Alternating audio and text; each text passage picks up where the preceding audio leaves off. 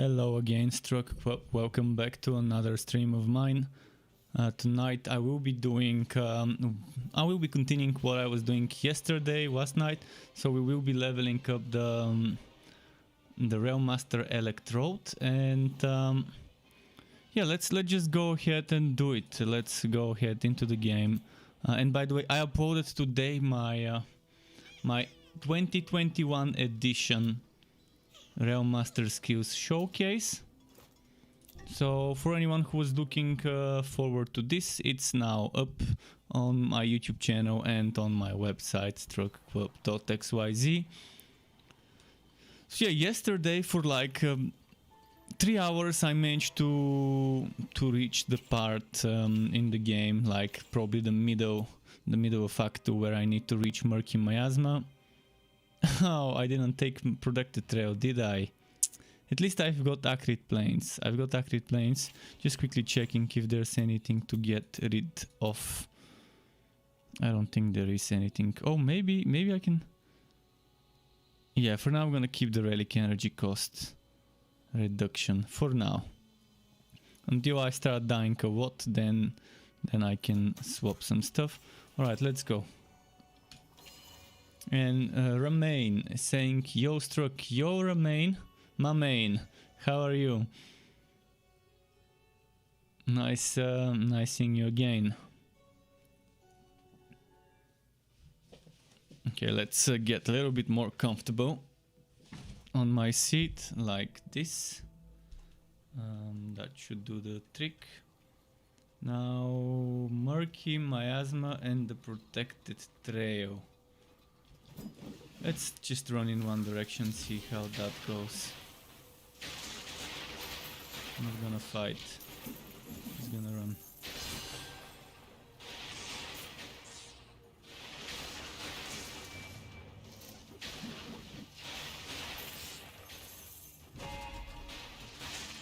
Second Ruins is not where I need to be.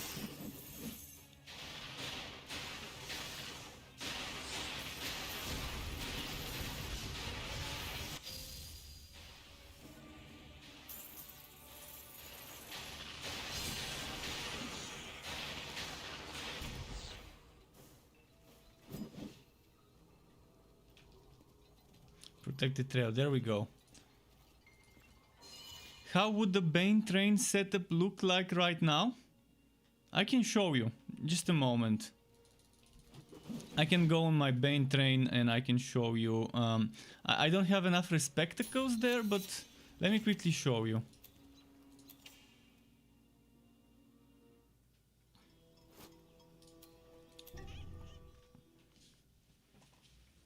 Keep in mind, on my Bane train I've got 3 points into Pound, which I don't need.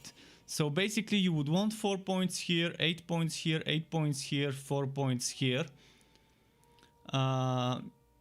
You would want this one to not be here. So instead of putting 3 points Pound, put those points anywhere else. What I would do is I would put 2 points Flamethrower car, 1 point Shotgun car. That's a good way to spend those extra 3 points. And you would have probably 10 points Miasma, 5 points here, here, here. Another good place for those 3 points is into the little spider links, but I think putting those into Flamethrower car would be better. And 10 points Miasma, this is optional. You don't need to go 6 points Arachnid, but if you want, go for it. And that's what it could look like. And someone, Endwall Shows, just hosted me. Thank you very much, Endwall Shows, and welcome to him and his viewers to the Struck Club. I'm gonna go back to leveling, just quickly explaining about a Bane train build to Remain on YouTube. So you would have the Doom Pipe, the Ancient Ember Boots, and ideally you would wear the Cosmic Breastplate. Actually, ideally you would wear the Ancient Ember Boots as well, and you would put Liu General in there. And you would ideally wear Frost Wall with one more thing, like the North Mace. And here I would have Shotgunner's Shield, Doom Pipe, and Liu General. So hopefully that's enough of an explanation regarding what I would do with the Miasma train build. if I were to do it right now. Soon I will update. My Miasmic Train would get a 2.0 version very soon, probably next week. Might do it next week. Yeah, I've got a lot of things I need to do. Someone asked me for a Body Slams update, so I have to update my Slammer Bud Drinker as well. And I also need to update the Electrode Sharpshooter, the Electrified Sharpshooter. I need to make a 2.0 version of that one. So there's a lot of things I need to make. I also need to make 5 videos, one for each relic, in the same fashion of my quad skill showcases. But yeah, those 3 skill points I had in Pound, I would put those, as I mentioned, 2 points into shotgun, 2 points into flamethrower, 1 point into shotgun car. That would be probably the better way to do it. And you would try to get extra points to, you would try to get extra levels to flamethrower car from items as well, such as the helmet, mostly from the helmet.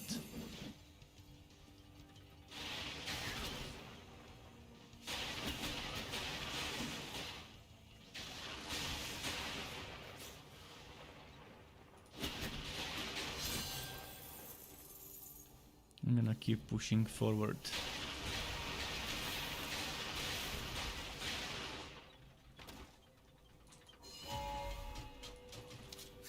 Oh shit, I forgot. When I record footage, I sometimes disable the numbers to not distract from certain things. For example, when I was recording skills where the damage numbers don't matter and where people just wanted to see the mechanic, I removed the numbers. But I normally play with numbers because I like seeing and keeping track of damage.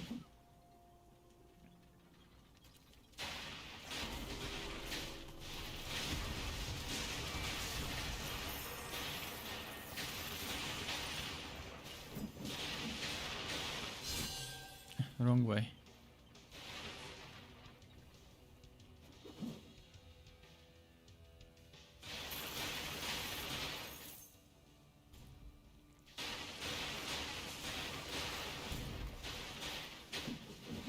Okay.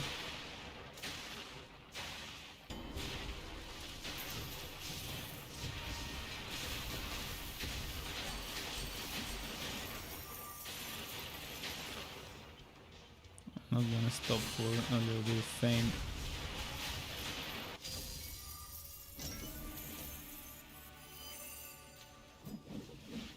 Wrong way.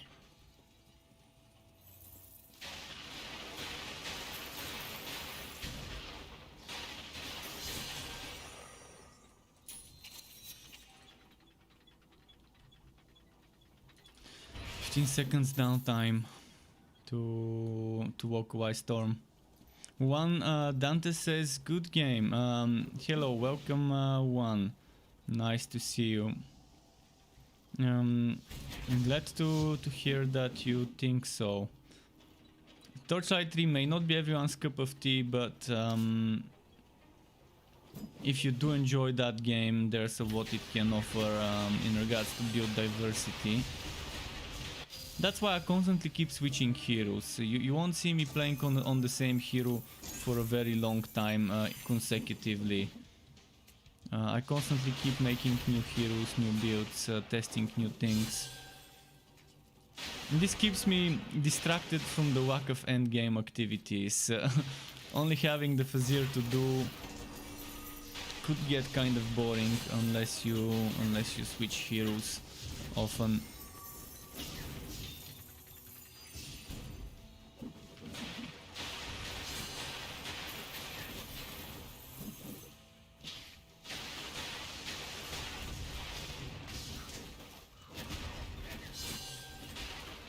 Okay.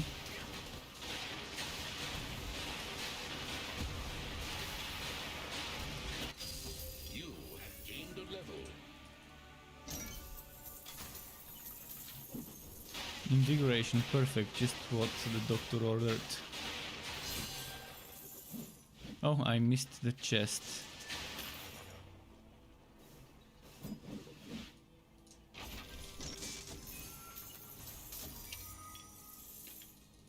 Okay, let's see something.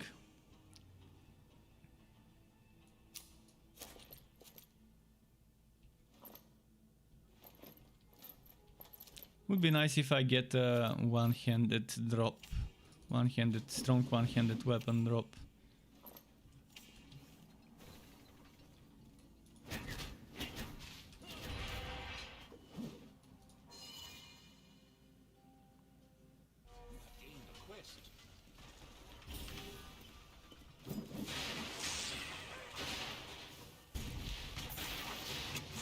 Ah, fuck. I got stuck in between them. Got stuck in between them. Now I need to quickly equip a new weapon so I can start doing damage. I've got very bad defense. 7.3% damage prevented. Obviously I'm gonna get 1-2 shot left and right. with this little defense, that's how it is.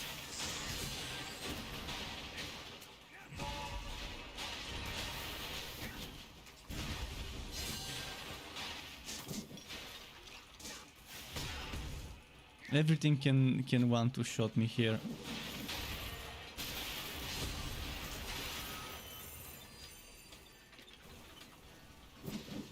Alright, moving on.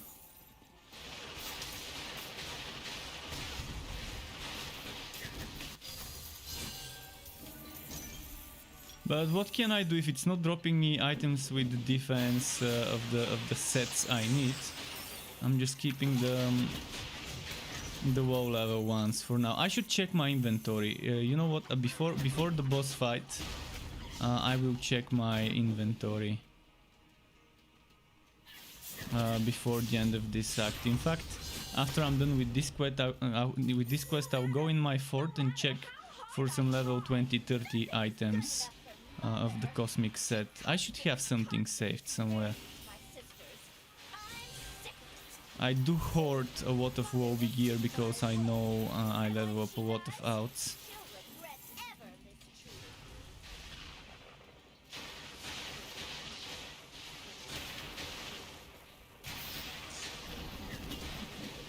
So after Cronky, we will check for some wood.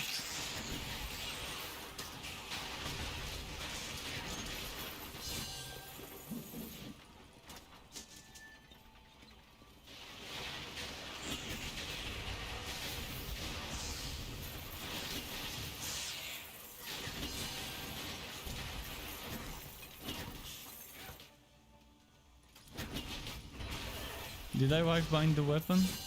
I did, but it's nowhere near enough. But this one is.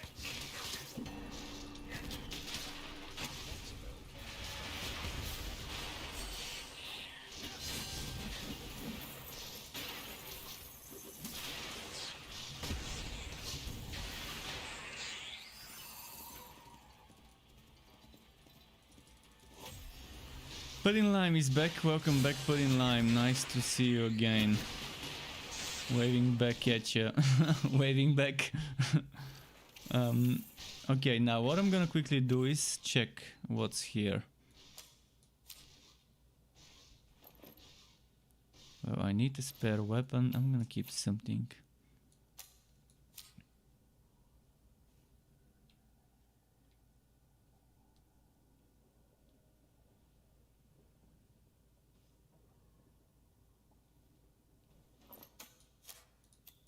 Wait, was that damage?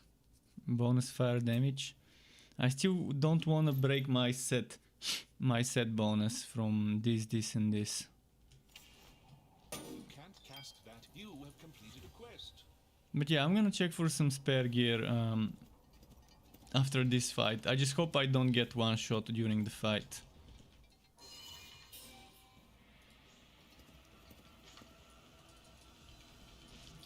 Gotta be careful for the plague bearer. Level up.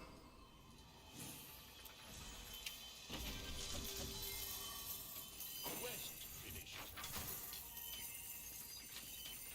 A snake stick for good measure. A snake stick for good measure.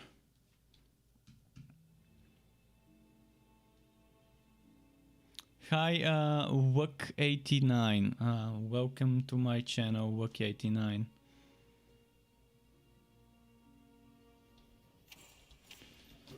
Okay, I can access my storage from here without needing to actually go to my own fort. I won't be able to access the class specific storage, but I can access the shared storage, and that's fine.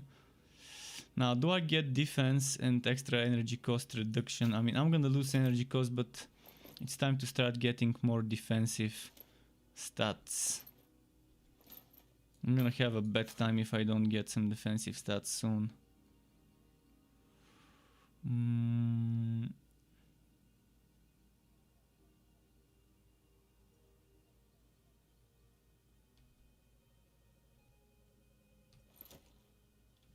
The pet's inventory is full, okay.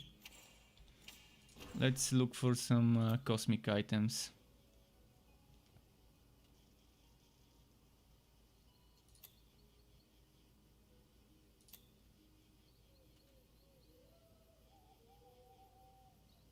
Your pet is back.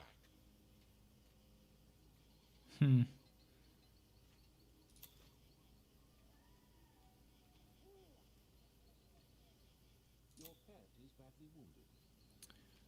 Seriously, stuck with the low level cosmic items just because there aren't high level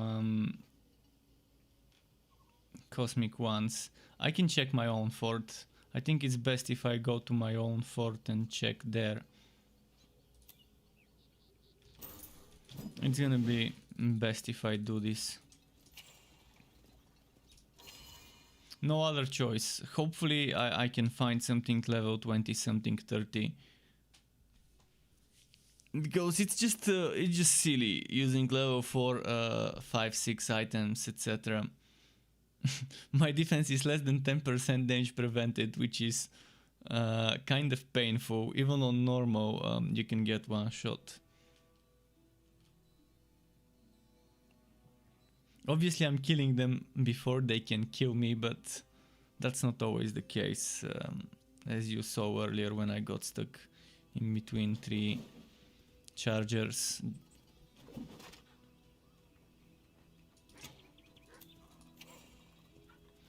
Okay, this is a little bit of an upgrade. A little bit. Still an upgrade. This is not an upgrade.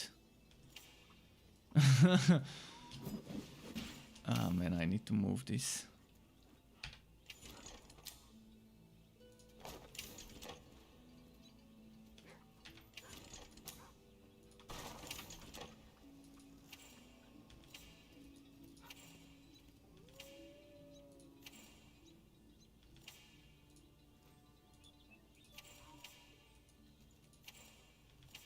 What level is this? 60. Yeah, definitely can't wear that.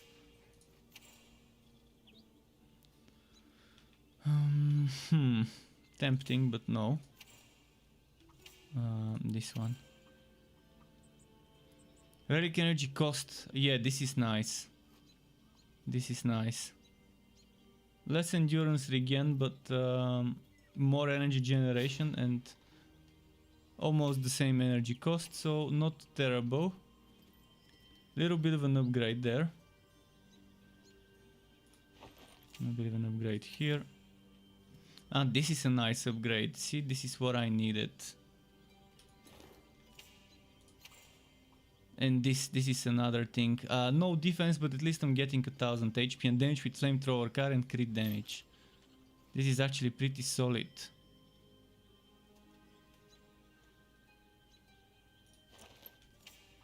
And what level is this? 60? Any other cosmic items? This is 37, it's not cosmic.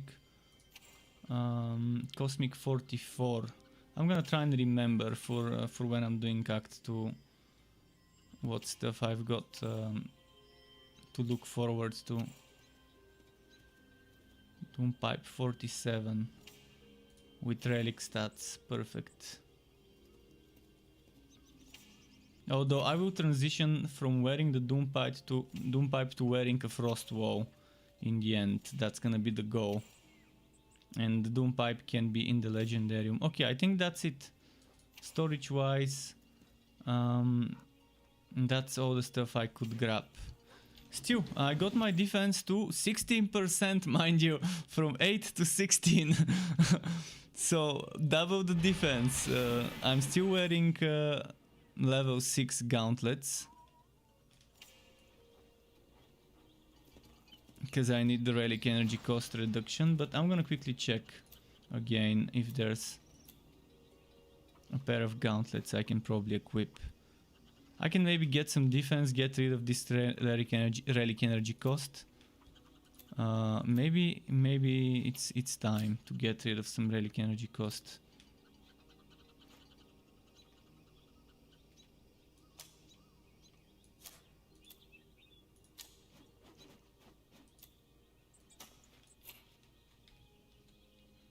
I will actually keep this as a spare weapon.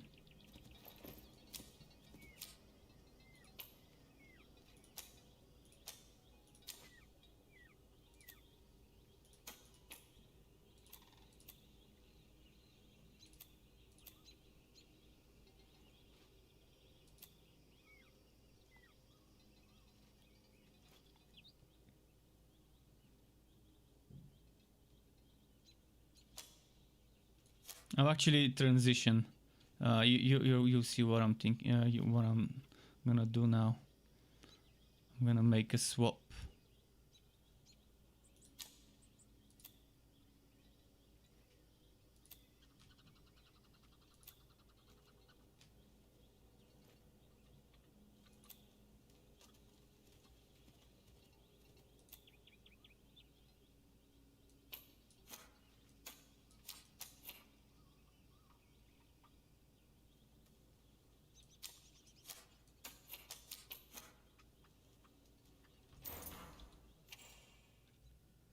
I'm losing a lot of relic energy cost, but I'm gonna put this here, and then I can maybe replace this 270 something. 345, like this.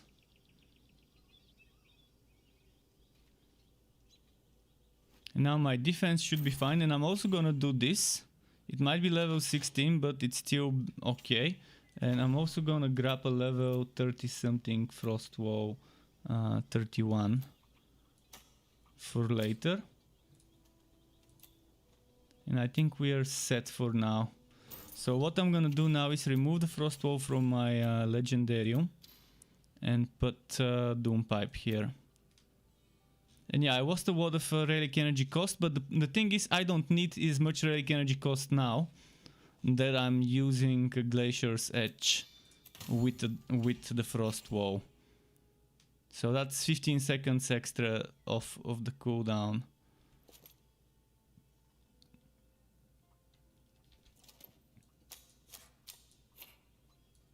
Okay, we're good to go. 26% defense. Okay, I shouldn't die as easy now. I can afford to take some hits now. This is the whole point of this trip to the fort. Your pet has returned.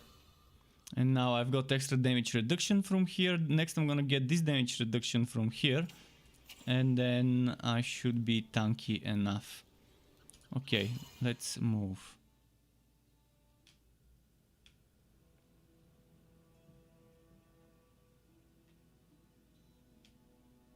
What's happening? It's not loading.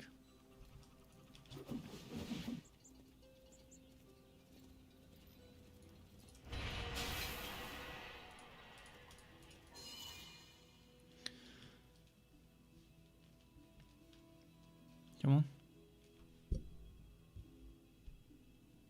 Come on, come on.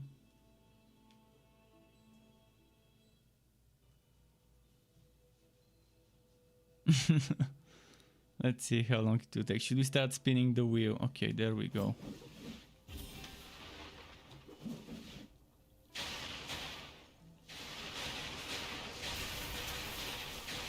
Oh, I'm missing my train.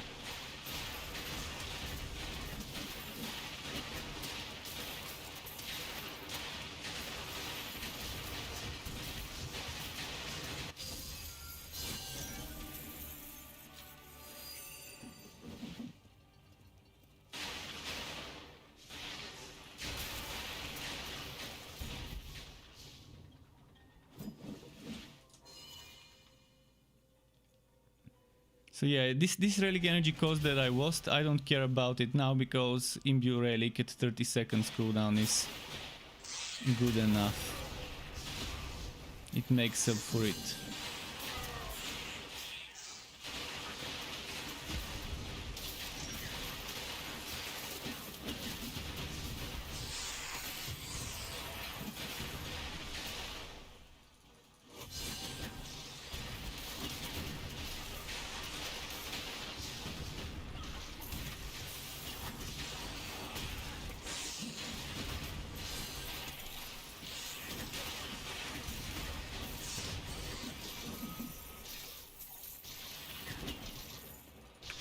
Oh, I need to click on those. Did I miss? I missed one. Over here.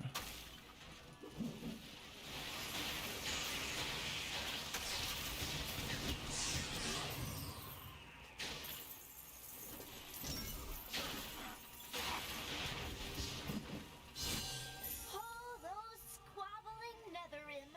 They're jabbering purple faces. Okay. This one wants Emler. This one wants to invest the halls of power. And this one just wants to eat people. They're all so much fun. All so disorganized. But it's all small that nothing is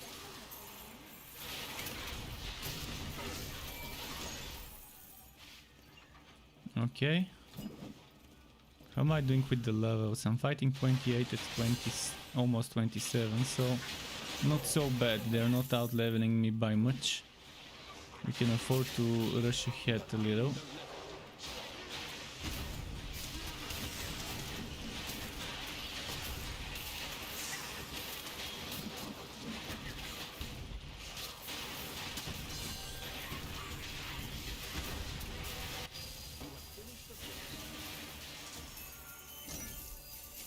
Cosmic boots.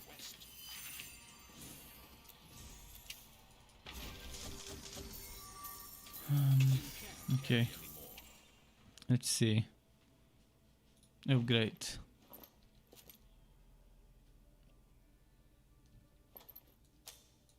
If I equip this, I'm gonna have a lot of more DPS if I wife bind it.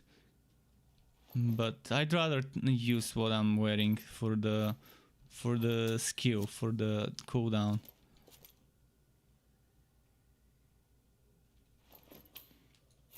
Separator says nice boots. Oh yeah, it's definitely not a bad roll. Although that bonus damage to rifle basic attacks could have been better. But while leveling up, I don't care much that much about the stats. As long as it gives me defense, I'm fine. That's all I need for now.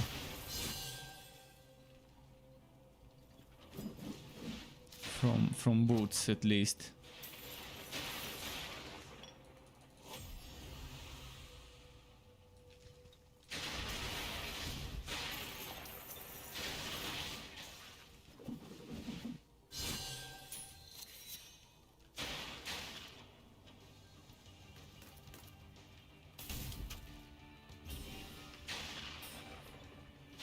Okay.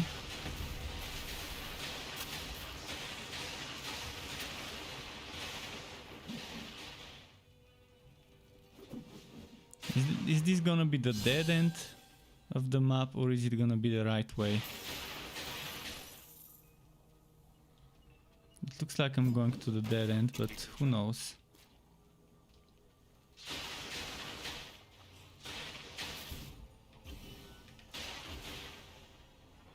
Maybe not.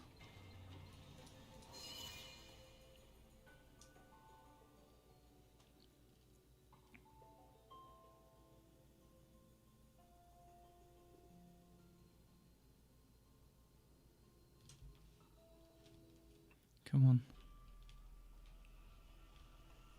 Well, my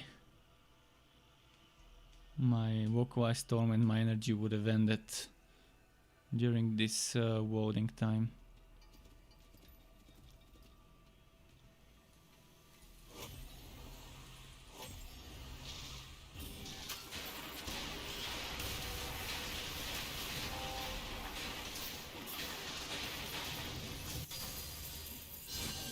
Oh yes, another Glacier's Edge. Oh, that dropped at a very good time when I needed a new weapon without breaking the set bonus. That was very good drop. I'm gonna equip it in a moment.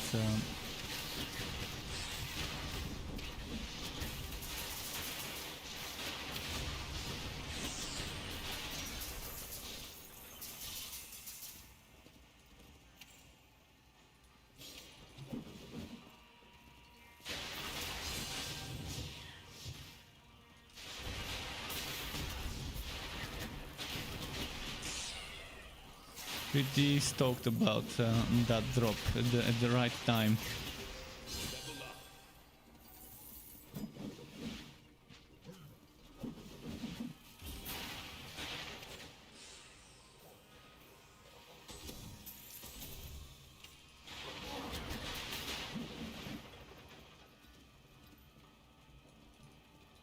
What else does it give? Busting charge levels, so that's why I didn't need to put one extra point into busting charge. Nice. Pretty nice.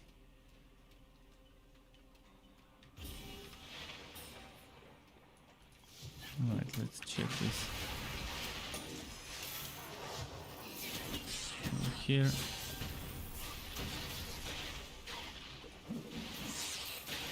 I can now start upgrading shotgun car. I think it's time.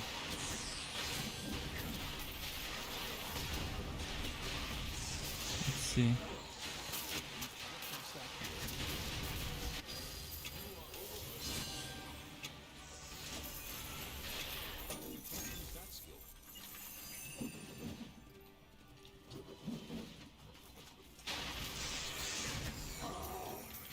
Make a stick, nice.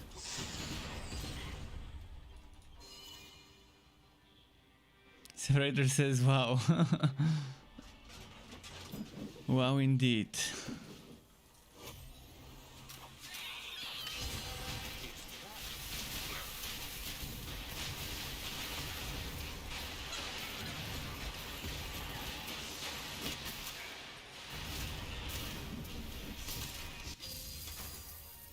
North Maze, okay. I guess that's how the game is gonna play it.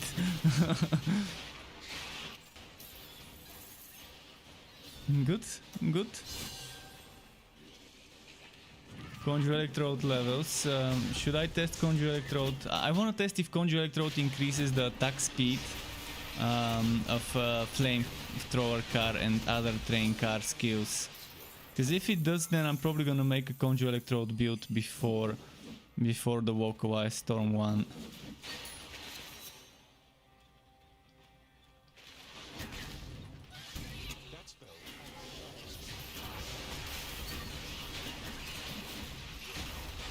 See, this and this are not part of the build. Ideally this would still be part of the build, but if I need to make room for two, I can do it.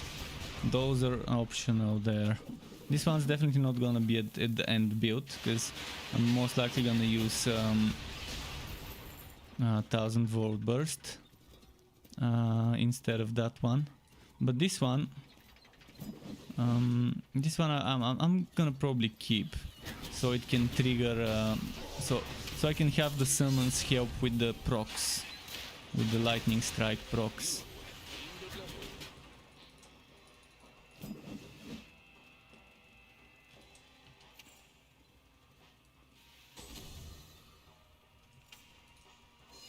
Right on time. Yeah, it is wacky. I'm not sure what my gear work is, but it's probably 30. No, it's not even 30, it's 11 gear work. But when you're leveling up, you're getting so many legendary items. At least I always get a ton of legendary gear when leveling up. And then when I reach max level, it becomes terrible in regards to drops. Okay.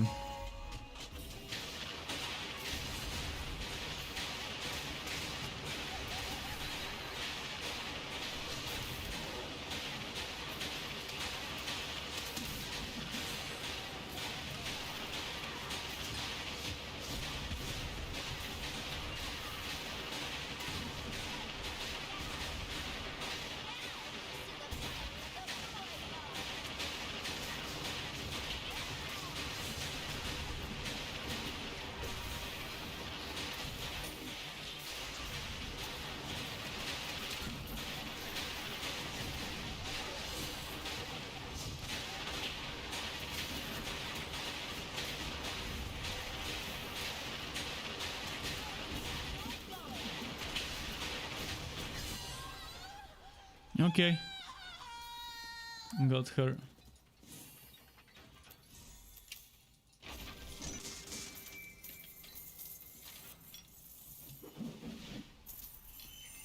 There was a level 31 item I was saving. What was it? 31? Oh yeah, the frost wall.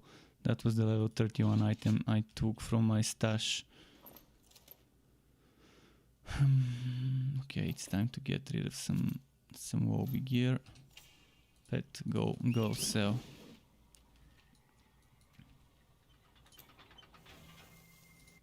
Act 2 done. Moving on to Act 3.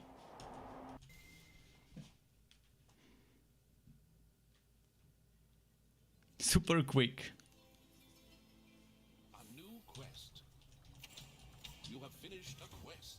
Good work defeating Sadista. There's no time to rest. You saw what that void heart is capable of. And now it's on its way to Mother. Who knows what she'll do with it? Okay. Quest finished.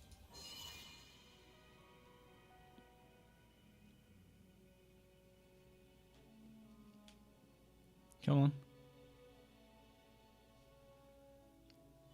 What's happening?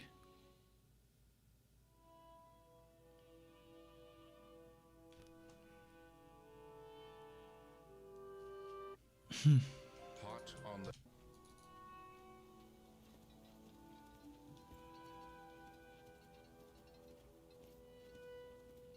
Well, let's talk to the Gambler NPC first. Maybe... Maybe try and get a helmet? I make no promises. Can I?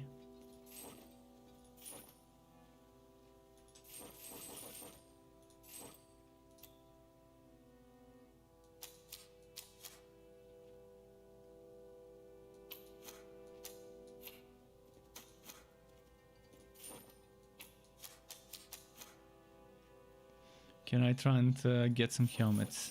What? What? What the fuck? How did this happen? No way. No way. The first 3 blue legendary. I mean, okay. Yeah, why does this never happen when I do it at level 60? I mean, wow. This was just okay. I mean, we're not gonna complain from this. Wait, why did my shotgun car disappear?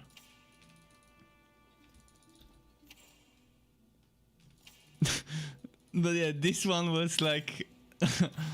I've never seen such a thing happen. First 3 things I buy from the gambler and then I get blue legendary. I'm the mayor of this humble town. You can call me Bolton. What's happening?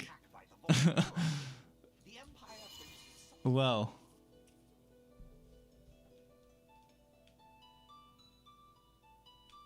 This was unbelievably wacky.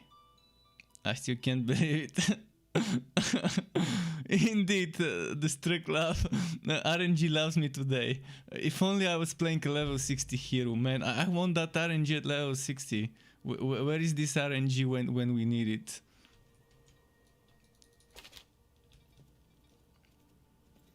Okay.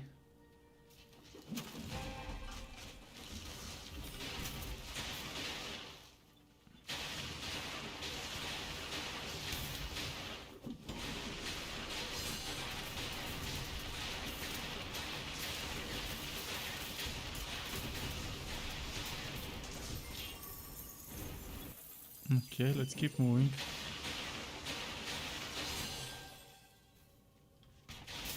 Quest complete. You have gained a level. You have claimed a quest.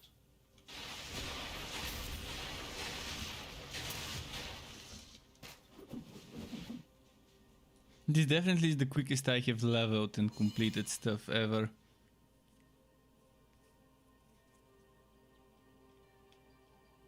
Come on.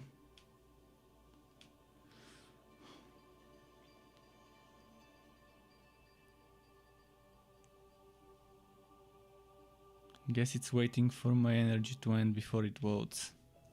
Might as well drink some tea.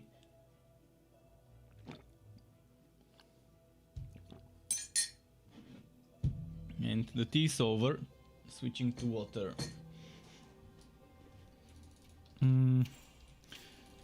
I'm gonna do this.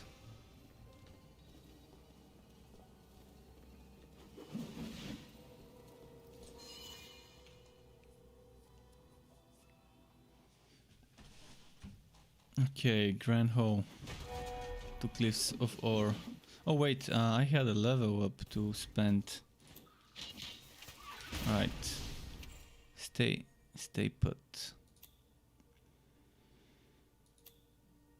I'm thinking, should I go invest into Lightning Strike already and shock and Tingling Sensation? Still don't have chance to shock. I'm probably going to...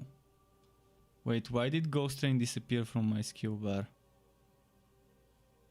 Okay, that's strange, but I can put it back. But I'm gonna start investing into Shotgun Car for now. I'll still keep this thing here for the time being.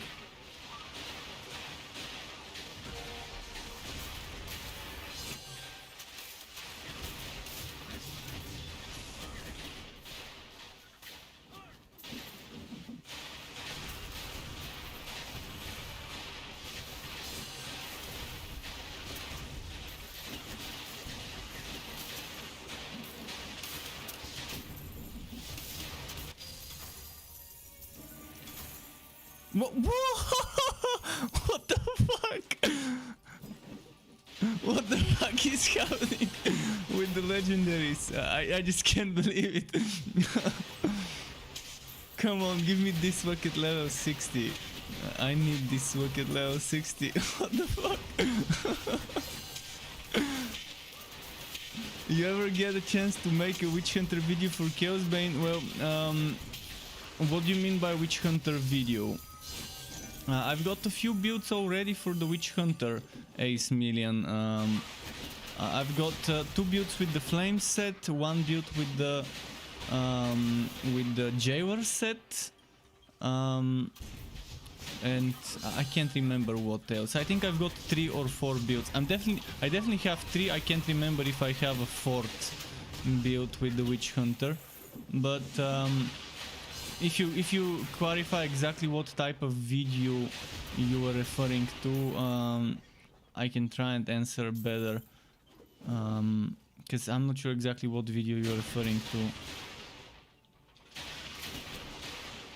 Is it a specific build for a specific set?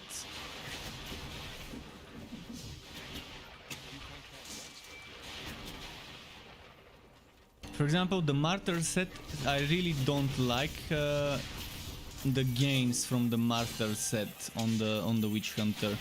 It's not like Bragi or Elessa or Eontir when you do counter attack on the Witch Hunter.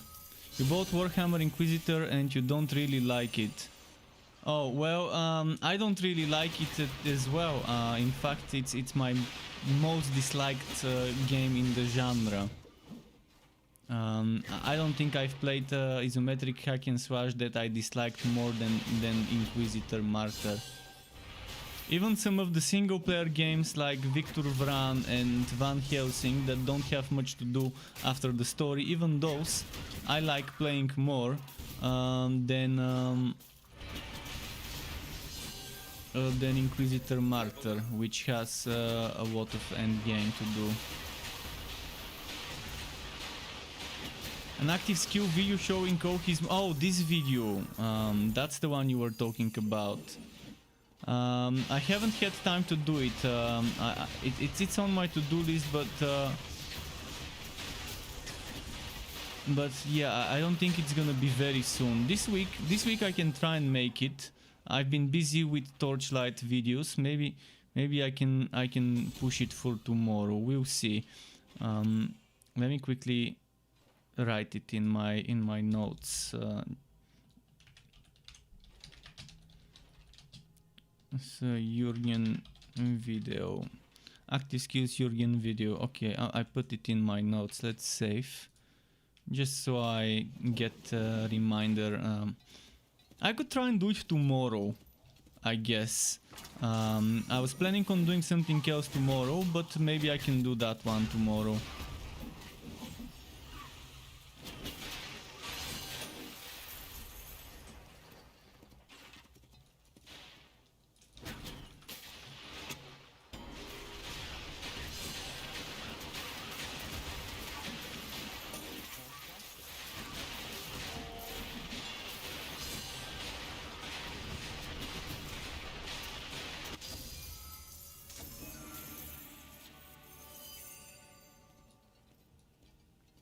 Is Wilson coming to consoles? Oh, I definitely don't have any information about this. Definitely, I'm not the right person to ask about Wilson and consoles.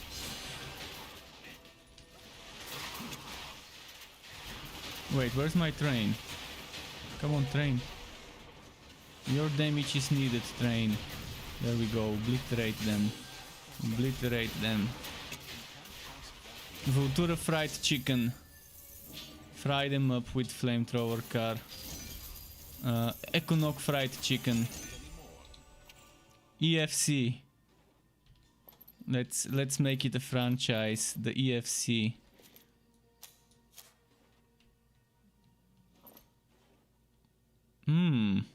This is very delicious item. I really like this item.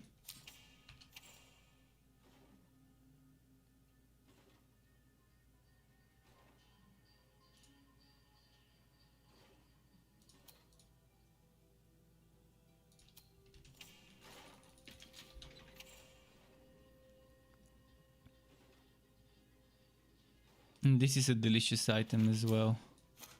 Tasty.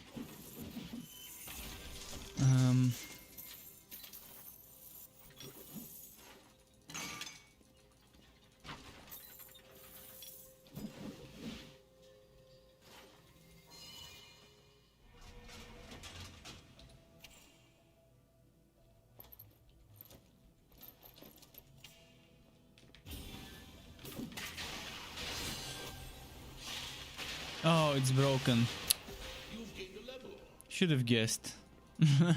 It only works on the disc mage and on the sharpshooter, this skill. It doesn't work on heroes that don't have such a skill, like the Fortune Railmaster. It strangely works in the fort, but doesn't work outside of the fort. Which is... What the hell is happening with the drop rates?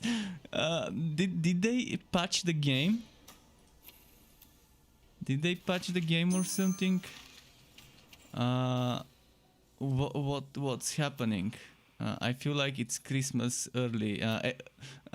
It's Easter early. Easter came early.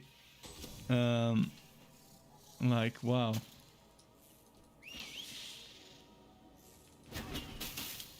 I thought it was just the forge that this item doesn't work on, but it's not just the forged, I guess. Alright, let's switch back to how things were.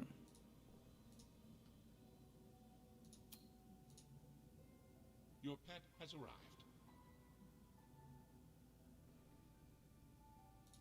Actually, you know what? Could I try this? Frost Nova.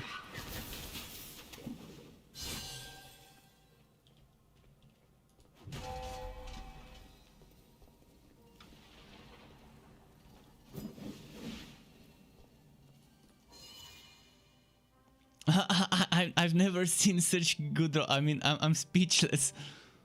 Black Swap says, "What's your favorite quest and relic?" I don't have a favorite quest, but my favorite relic is the Electrode. It's just the one relic that gives you casting speed stuff, and it goes very well with all sorts of builds. It has proc monster builds in its arsenal that are good. It has direct damage builds that are pretty decent. The aura build is also nice.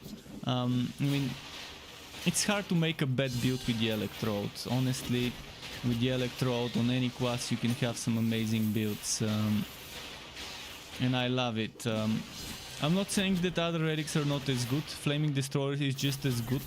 I just like the Electrode more, and it's not because I'm struck and it fits. There's just something about the Electrode skills that I like. My only problem with the Electrode is it's too flashy. It's too flashy, it hurts my eyes to play Electrode for too long. Let's say 10 days in a row, 11 days in a row. It starts getting painful with all the blinking lights.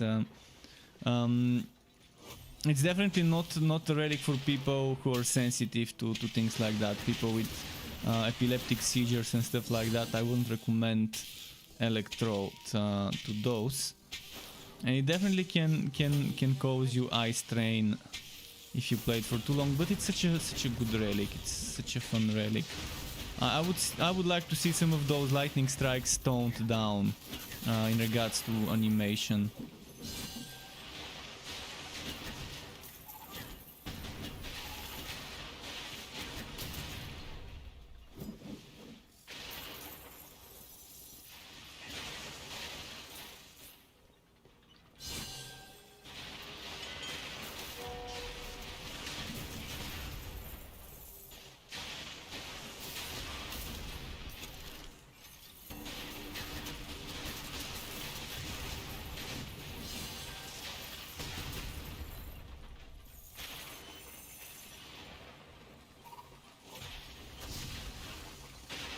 Let's see.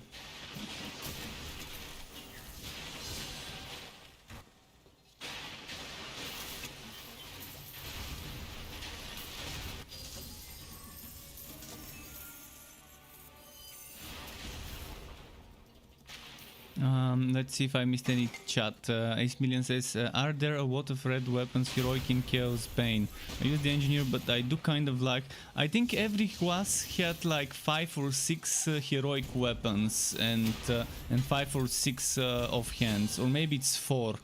I think it's at least 4 heroic weapons for class. Some classes have more than 4 because they've added some with some patches, When a class has been released, it always had 4 weapons and 4 offhands to explore. They can be heroic red or heroic green. It's pretty much the same, just one of them is slightly stronger version. But yeah, it should be at least 4. On the mage you can probably get 6 or 7, I haven't counted. But there are some new ones, for example. The Blade of Azire is a new one. Then there's the Ice Blade, I forgot what it was called, the one that gives you a heroic breath of fire breath, and that one as well. I think they should keep adding more weapons, because weapons are much easier to add than new sets. And weapons are a very easy way for Chaos Bane to add new heroic skills. Weapons and offhands with heroic skills is the way I think Chaos Bane can grow the number of heroic skills without needing to design full sets. They can just design weapons, attach certain skills to get heroic. I think every single skill needs to have a heroic version, be it from an offhand, be it from a weapon, be it from a necklace. Or a ring or whatever. that's gonna make a lot of build diversity. It would be pretty fun if Chaos Bane were to start actively designing new weapons and offhands. Because designing a full set requires what, five different models. Designing a weapon, one model. So in Warhammer Chaos Bane, that's probably the best way, the, let's say, cheapest in regards to man hours way to add new heroic skills. And it's gonna add some. It's gonna switch up some of the builds. It's gonna be nice to have some heroic weapons skills and heroic what's it called, armor skills. The same way how on the L1 tier on the mage we can get a heroic phantom blade with Blade of Azire, and then we can get heroic skill from the set, whichever one we took, and that gives us more flexibility with the skill points, because that's two skills that take 0 skill points because they're heroic. So something like this needs to happen for every hero, in my opinion, in Chaos Bane.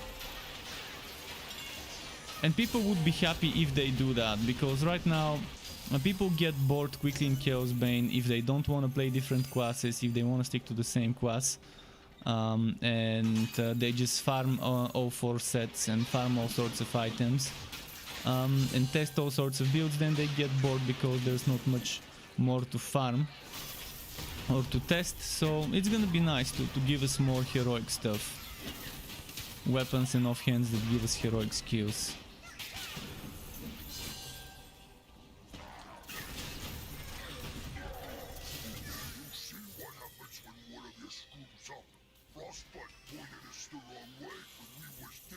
Let's go get that one more drop over here, maybe.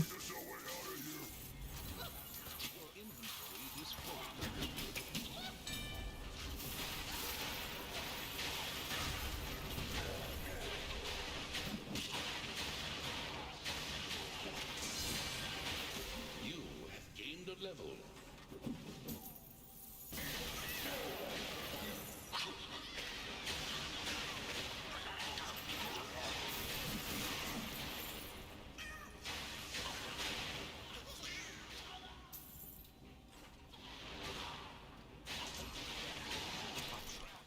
Oh, let's get those.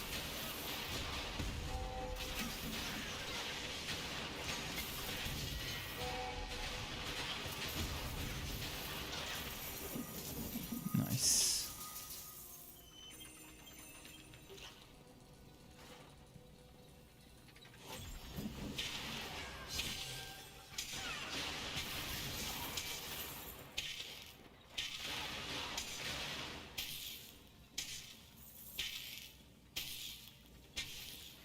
Okay, boss fight time.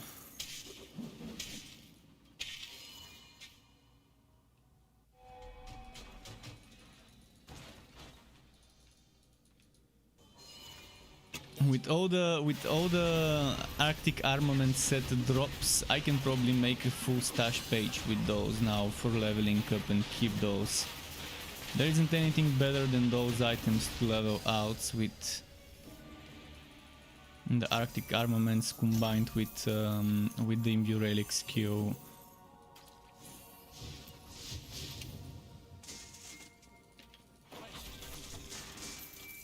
That's neckband, nice. Could have.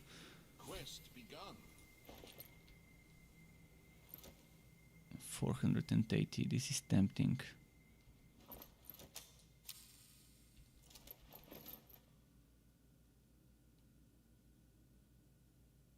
Flamethrower card damage. Oh boy.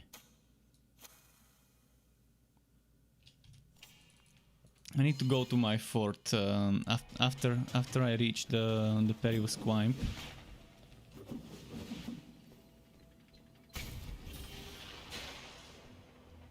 Should I go kill the big spider? Or although I probably missed it, I think it was on the other side.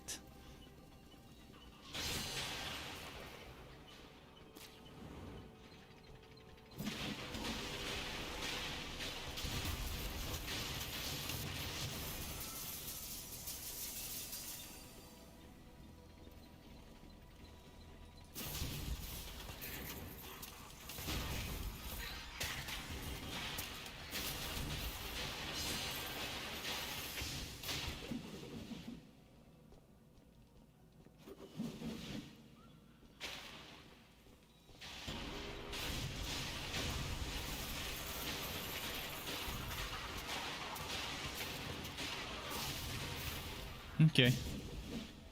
Time to go there. So I'm gonna go to my stash. And put some of those drops for leveling other outs. I'm so happy with this progress. I mean, I've gotten so many Glacier's Edge and Nord Mace drops that they're gonna be put to good use when leveling other outs. Come on, load up.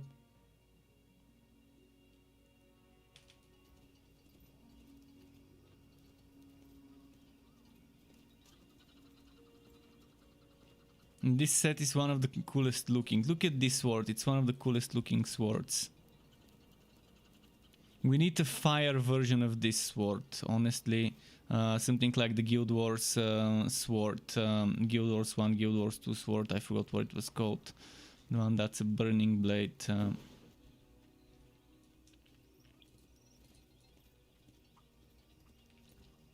Okay, what was I gonna do?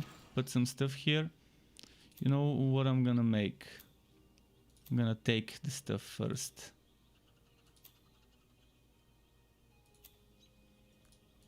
This is level 60. Let's take all the frost woe and stuff and put it in the same page. I want them to be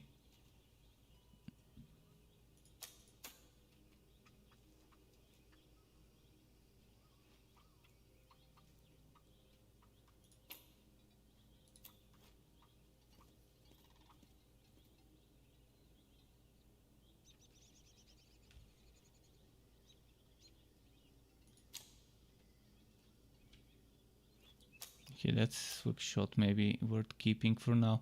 I need to get rid of stuff.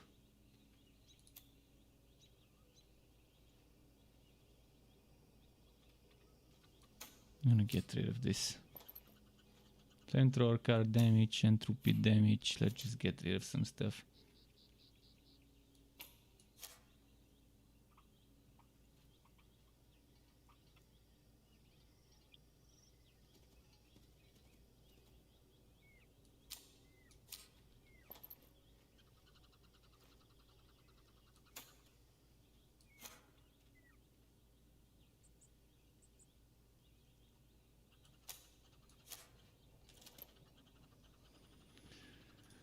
Okay, putting some stuff here.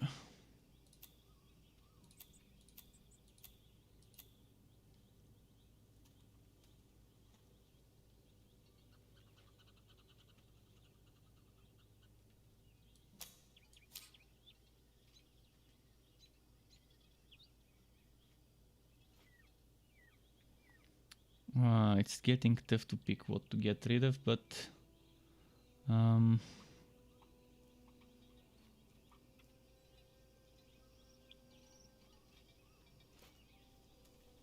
what's this one? Level 12. I need to keep it for Wobbies.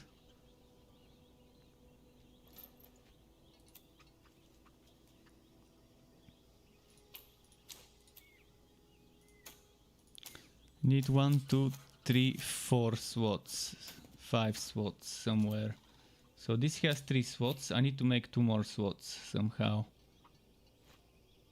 This one, it gives me HP and HP. I'm not gonna take that.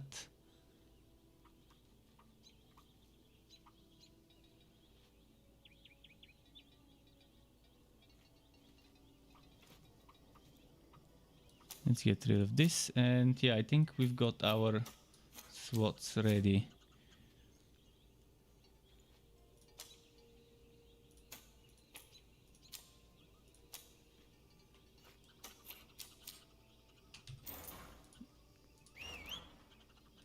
That reminds me, let's check for some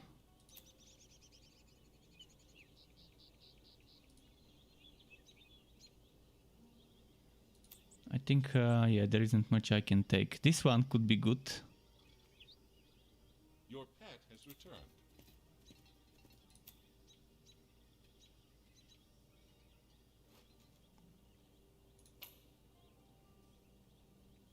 I think we're done.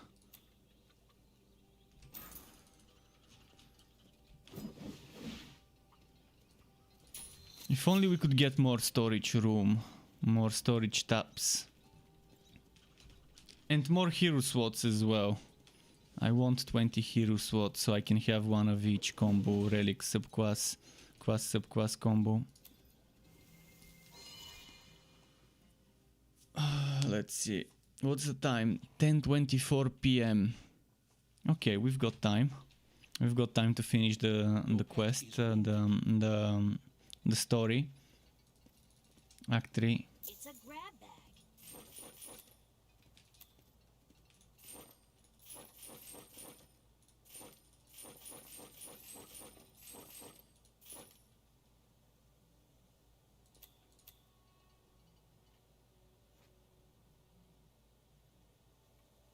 Good luck Let's out just there. move.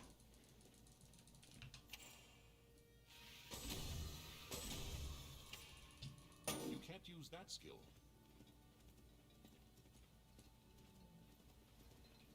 Turning in and then moving on. Excellent work. This codex running should make the translation go quickly. These tomes describe a gateway hidden atop the mountain. Oh, I should have teleported to my portal. Now I have to walk a little bit extra. Where is Sky? Sky? Sky is sleeping. He's sleeping on my bed. Oh yeah, I wanted to send the pet to buy potions.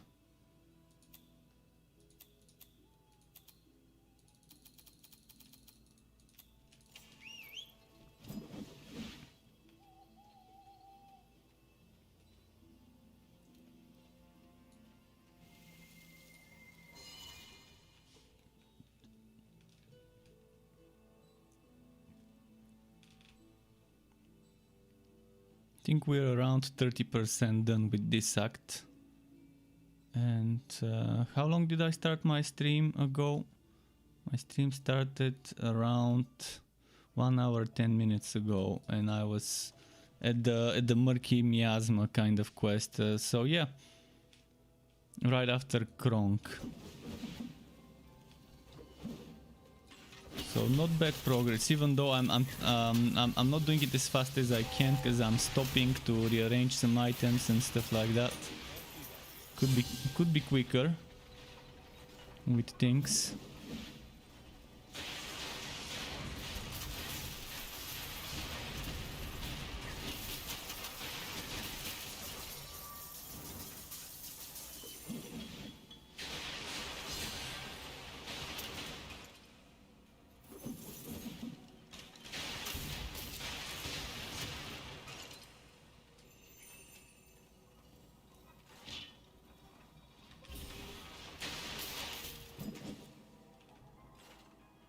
It's over here.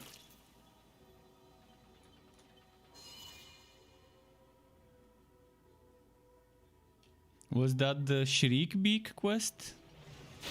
Oh no, that was the Overcharger, okay. And after that was the... not Shriek Beak, but the Squawk Quo. Squawk Quo was, I think, after that.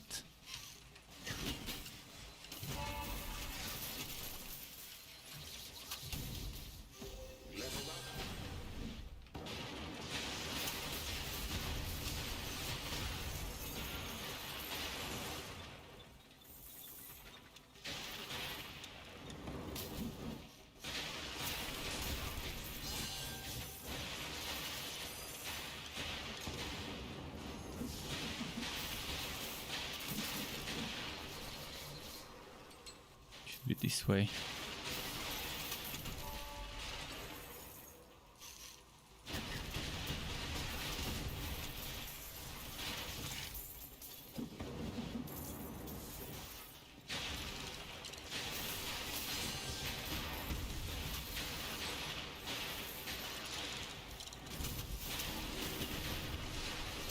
You're level 35 fighting 36s. That's not bad. We're keeping up with the content.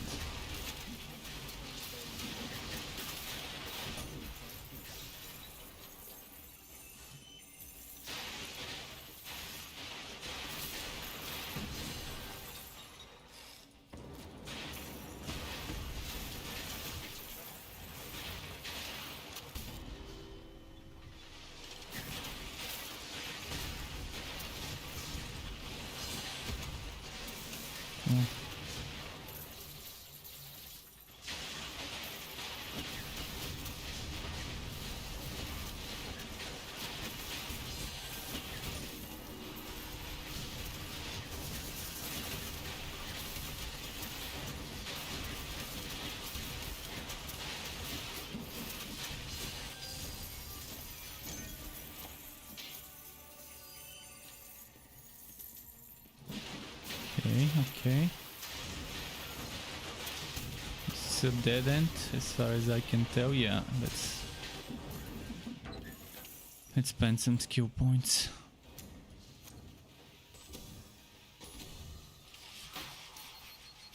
Now we've got 3 projectiles for shotgun blast.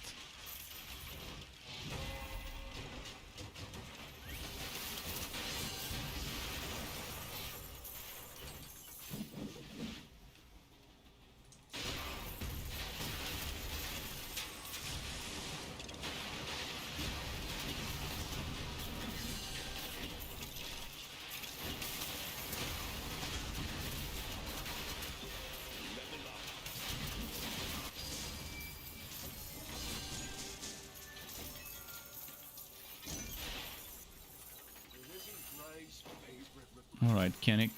Listen up, Rookie. I found that asteroid. Because I'm such a swell guy, I'll mark it on your map. What's that? Where have I been?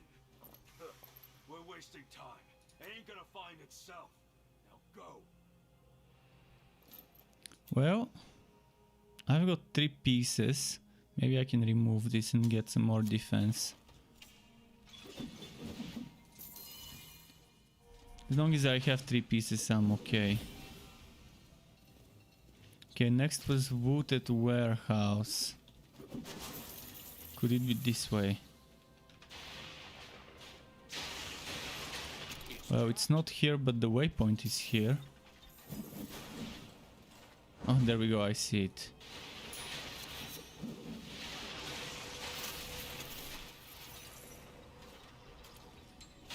Wrong way.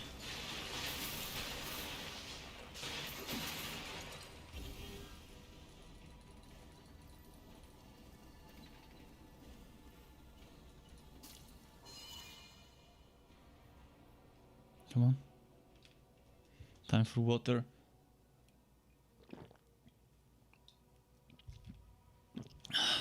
Nice.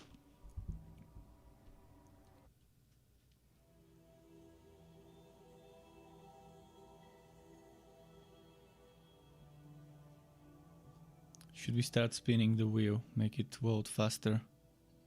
There we go.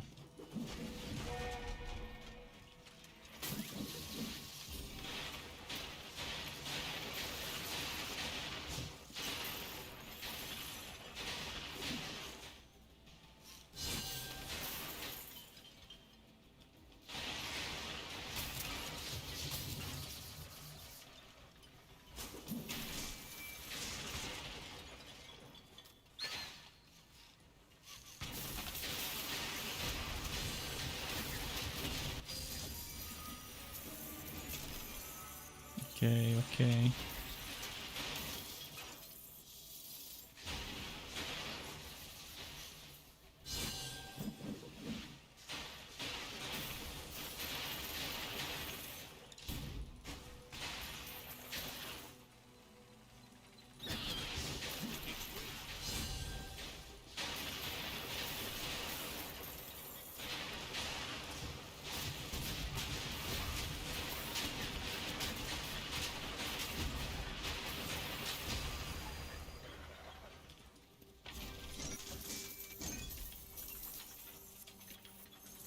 Scavenger's Trail, nice.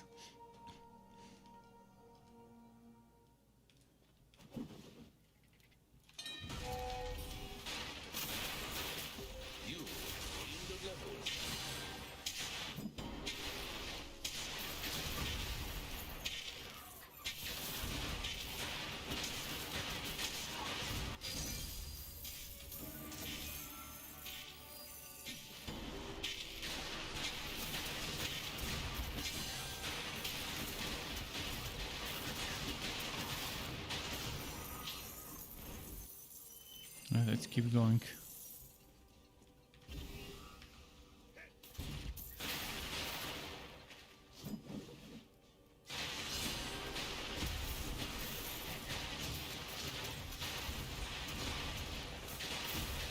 Yeah, this shrine is still broken, still doesn't give us 100% crit chance.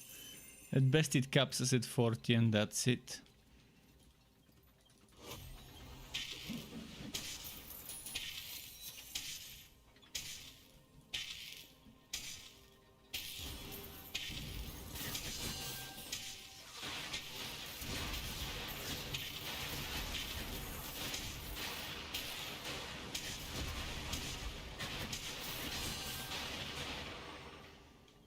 Okay.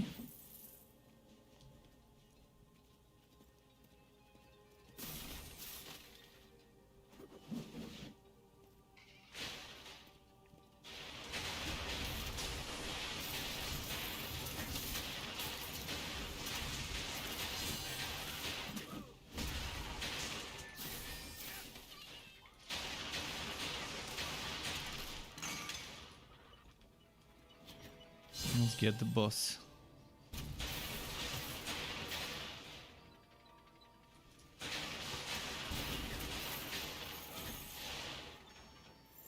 Seven seconds. 7 seconds until my skill is ready.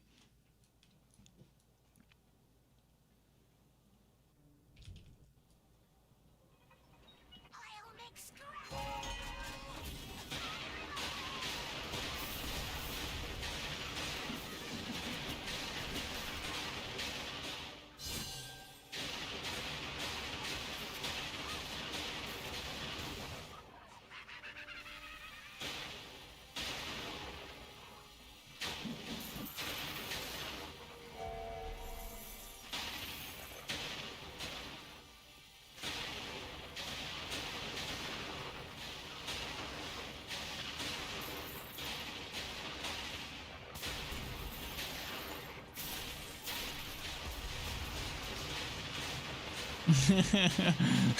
Melted.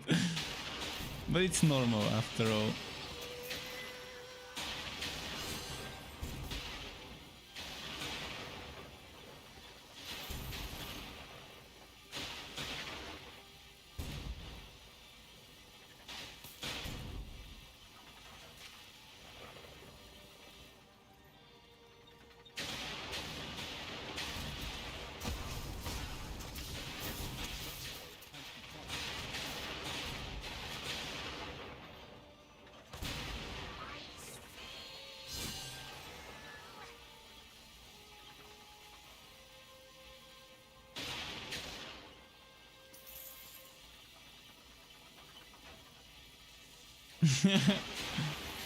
Come on, spawn them, spawn them.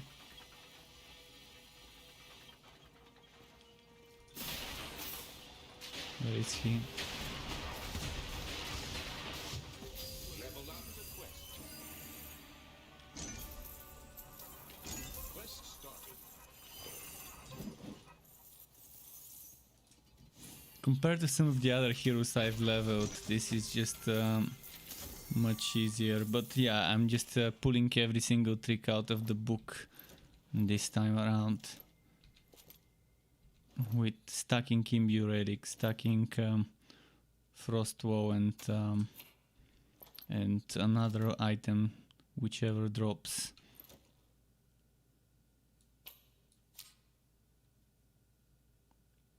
More defense, good.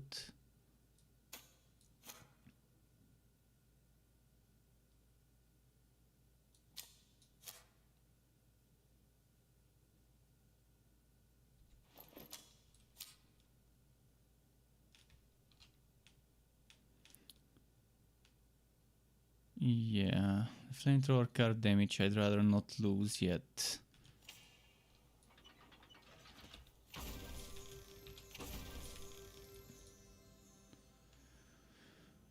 Now the question is, do I put extra points into this and this first?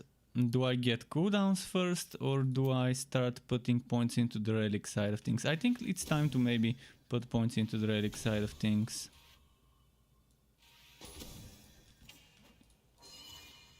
We're gonna get some points quickly now anyways.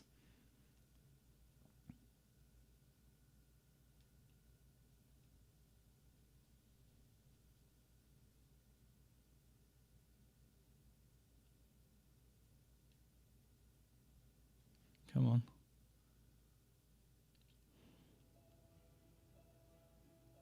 Oh, I should have teleported. I shouldn't have exited this way. I should have just gone straight for the waypoint. Unless I'm mistaken.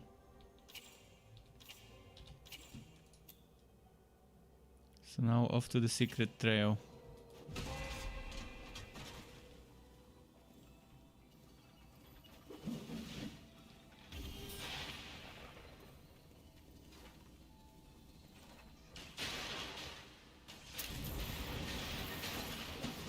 of the way.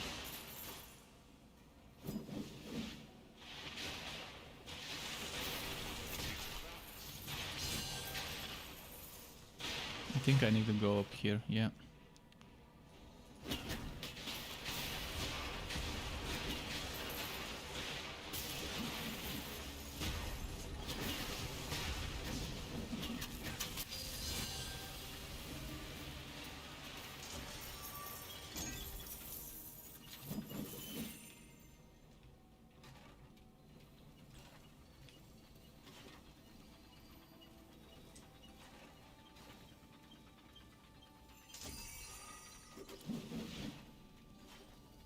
So if it's not there, then it has to be here.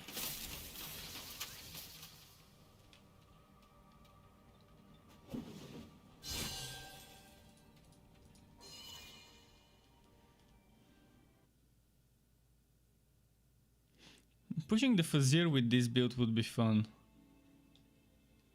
For a while.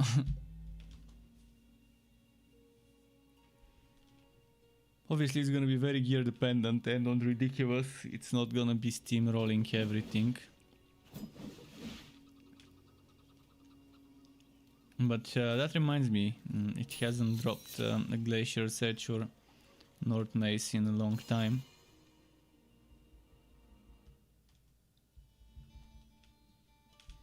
But this has been very wacky. What happens if I open some gear bundles? It makes me wonder. Let's open a few. Because we are now in the town, we can sell. You can't cast that here. Dear hero, you've returned. The Voltura attacked the town, and it was none other than that rogue Kennick leading the charge.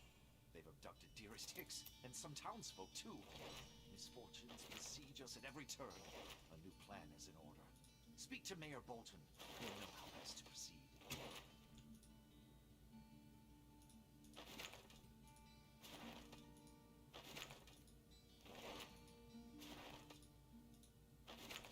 Okay.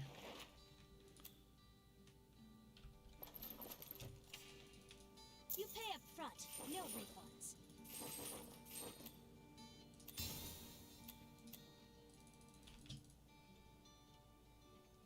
See ya. So you buy Should I it or try a what? little bit of gambling?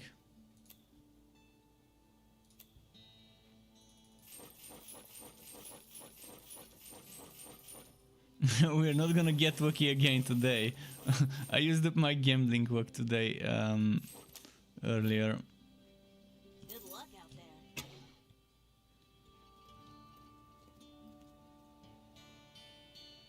Okay, let's talk to the mayor. Oh, we're all shaken up, but now is no time to falter. Pass through the Voltura.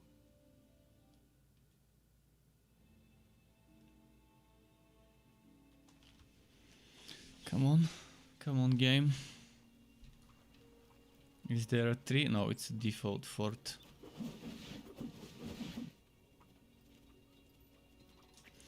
Almost level 40. At level 40, should I put Liu General in my Legendarium? I think that's gonna be one of the best things to do. Alternatively, I can get something for mobility, like Wanderer's Hood or a Centrifugal Demolisher. We'll see. Winterweave boots also won't be a bad choice to stack the mobility buffs, but I'd rather test Liu General, see how that works.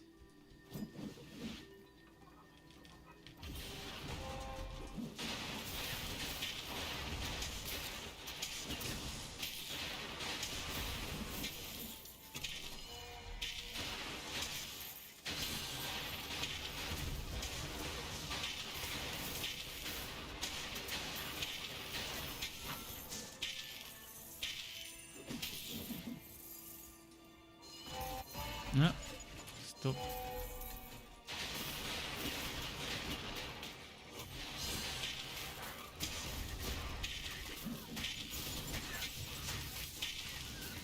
Can't cast that here.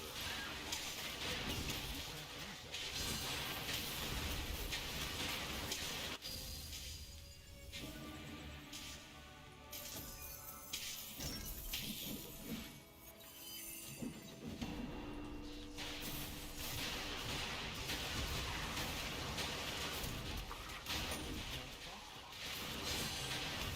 There we go.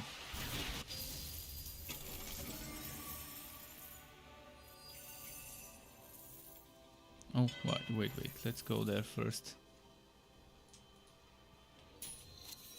You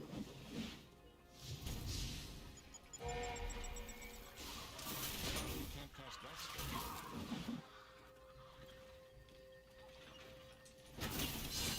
You can't do that. You can't cast that.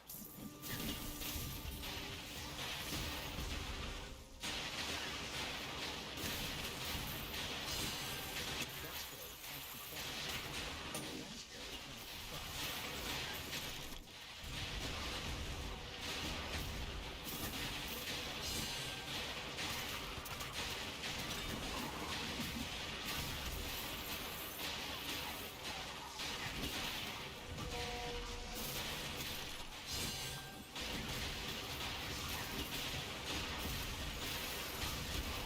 Oh, come on.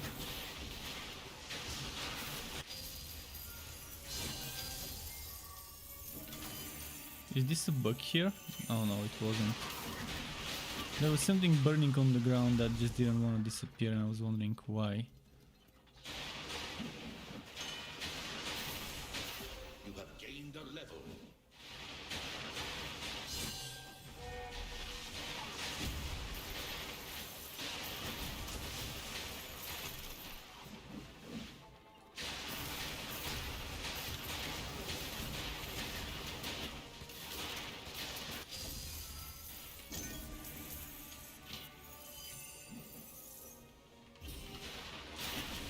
It's a trap.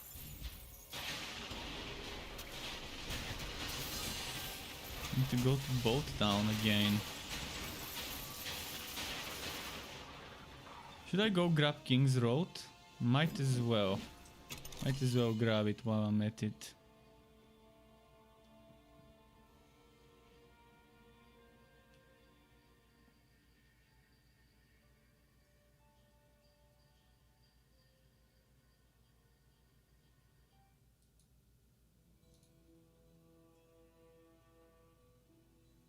Let's see.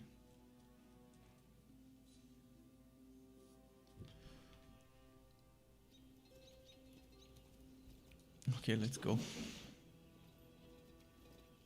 Can teleport through here, and in the meantime, I'm gonna keep pumping tingling sensation now.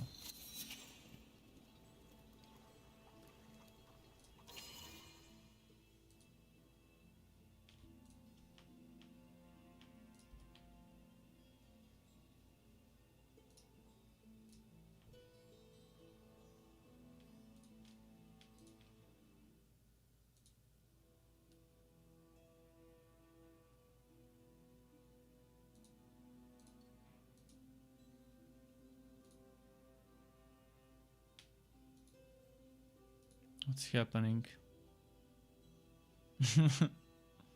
Come on. Okay, nice. Nice, but why am I here? Why am I here? Why not Bolt Town?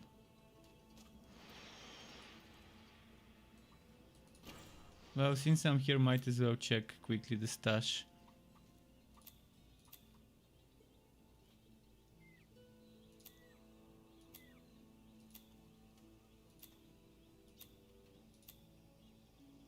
There was one item at level 30 something. Could it be an upgrade? I think it was this helmet. Oh, this one was 60. Pretty sure I saw an item somewhere around here that was cosmic and higher level.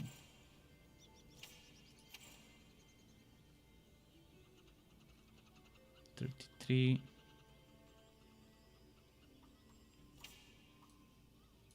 Maybe I was mistaken. Okay, let's just go to the city. Not sure why it voted me in here, not in the city.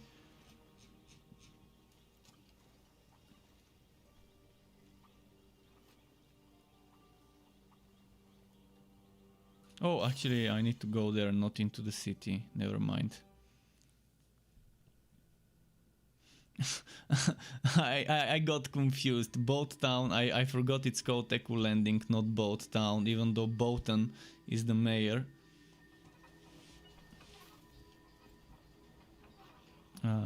So which way could it be? Boat Town? Maybe this way. No, not this way.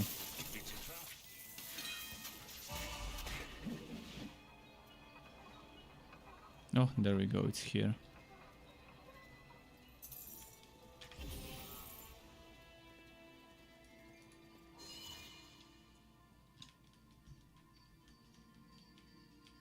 Boat Town. Was that the one with the undead? Oh no, that's the one with Netherrim, I think. Cure and Netherrim, maybe?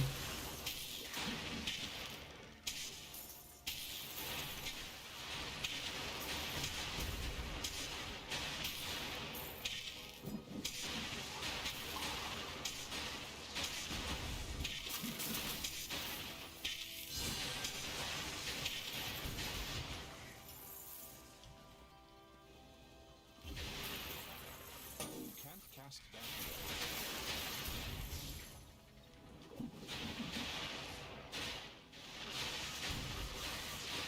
It's gotta be here.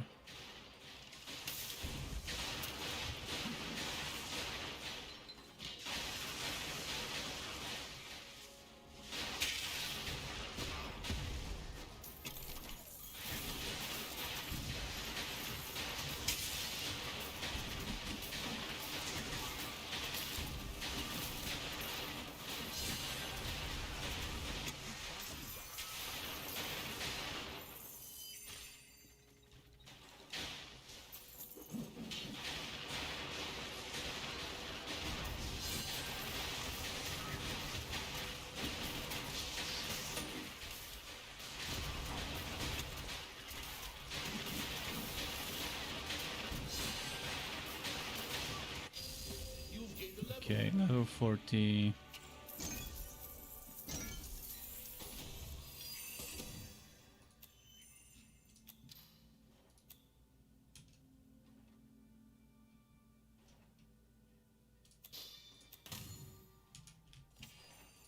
There we go.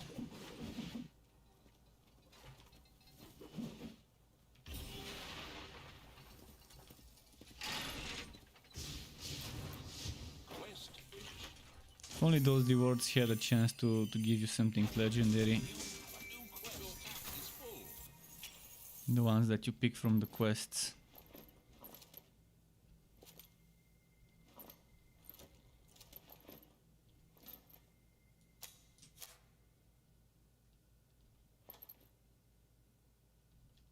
If I equip this, my DPS would skyrocket because of the chance to shock.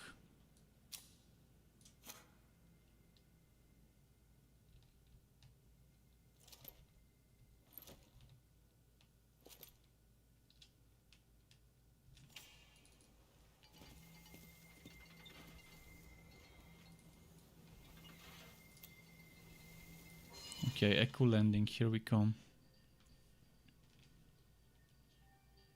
But I'm gonna lose 15 seconds of the Imbue Relic cooldown, which I can still manage. If my Imbue Relic has 45 instead of 30 seconds cooldown, I can still keep it up. It's just gonna require a little bit more more clever usage of the skill to make sure I always have enemies that I'm hitting. The moment I stop hitting enemies, it's gonna drain quickly. You're a sight for sore eyes, boss. It's bad here. Automata, Let's do it. spiders, townsfolk, you name it. The mad scientist Shriekbeak is hacking them together to create pawns for the Voltura army. Rescue any remaining townsfolk, and then take care of Shriekbeak. Since I'm here, might as well sell. I've got lots of buddies who'd like to meet you. This really sounds like Jim Carrey, man. It's like Ace Ventura.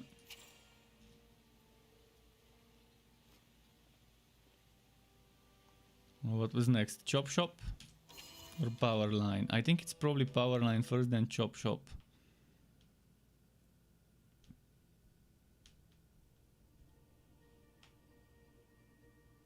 Because we are rescuing people, so first Hicks, Then rescue the deaths. We're at the rescue the death quest. Let's go rescue some deaths.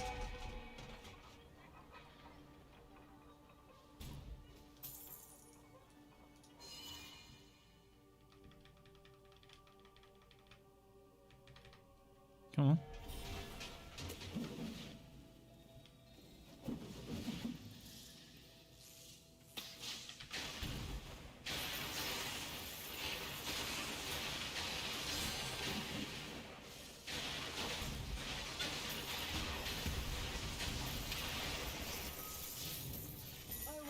The Netherim care about their soldiers. They send us so many. Almost missed They come something. spilling through the rifts by the thousands, and still there seems to be no shortage. How much of their eagerness is a desire for what we have here? And how much do they just want to leave the Netherlands? Wait, don't tell me this I glitched remember out. being The human. Which is question to mark say, remains. They keep changing the location of those things, I was honorable. of the deaths And that took we my have to duty save. my empire seriously. And yet, despite my heroic deeds, I did what all humans do in the end. I died. Yeah, that seemed like a bug where the question mark remained above the cage.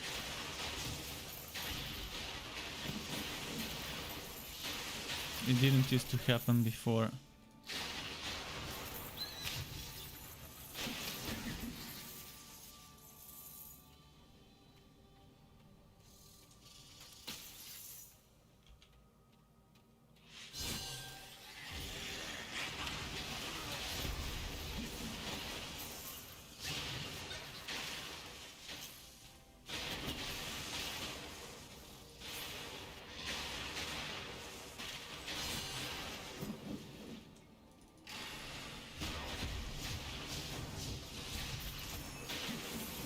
Okay, now just Faye left.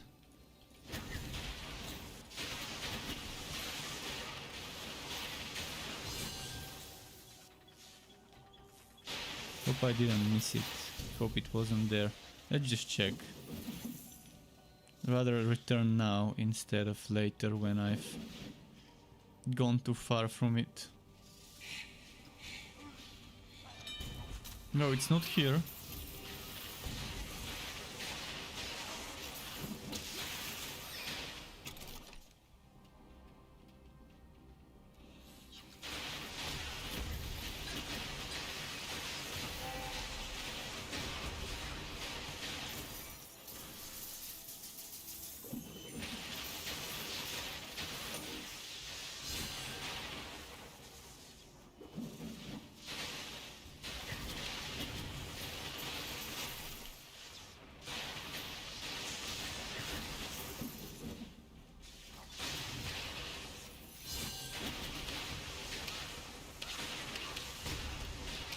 It's weird how the enemies are keeping them in different place, in a different place. It would make sense to store your food in the same place. So if you've got some humans captured that you're gonna eat later, it would make sense to store them in the exact same place, stockpiled, like cattle.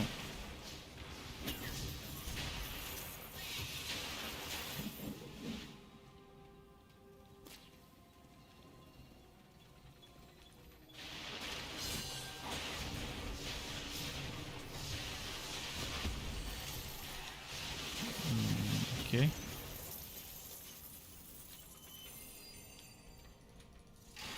Okay, there we go, the final one. So they've reworked a little bit this quest since the last time I played it with that patch.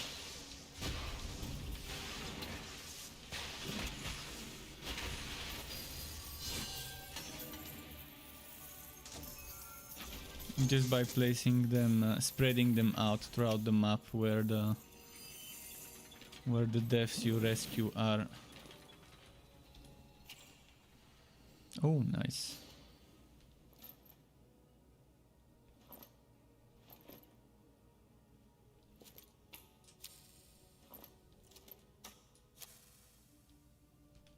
Nice as well.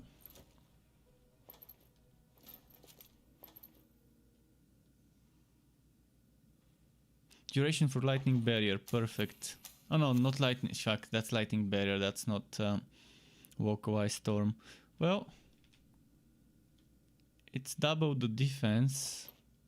It's only giving me 2% though. It's also giving me... Okay, I'll just keep the one with the crit damage. Seems like the better option. I get more electrical defense with it. Quest complete.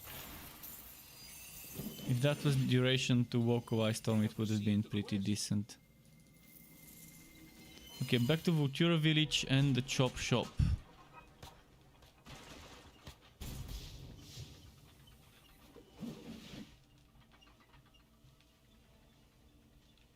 Could it be this way?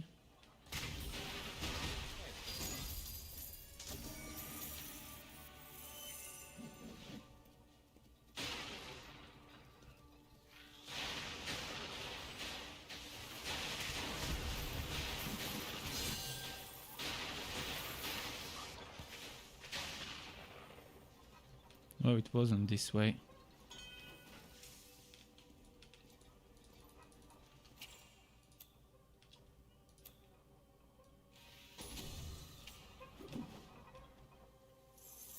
We'll get those lightnings more often now.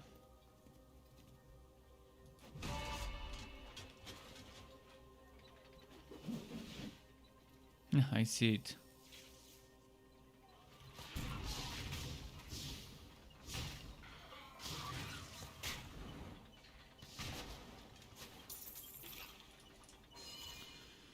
Kiki says, I've kinda been grinding my Railmaster Electrode and getting like 4k damage, which I've seen is not very good. What do you mean 4k damage? At what level is that 4k damage? What's your weapon? Because 4k damage can't can't tell me much if it's just the number. Because I need to know the difficulty. I need to know if it's against elite or a regular enemy or a boss fight. I mean, there's different damage reduction on the different difficulties against different enemies. It all depends on your weapon though. You can get good damage if you have good weapon. And if you're stacking some buffs and stuff. Trains do a ton of damage. Trains even without the buffs are pretty strong. Well, not all trains. Two of the train skills. Flamethrower car, actually 3. Flamethrower car, shotgun car and even mortar car are okay for damage. But you can't use flamethrower and mortar together, unfortunately. Shocking Crowns is kind of very underwhelming even when maxed out.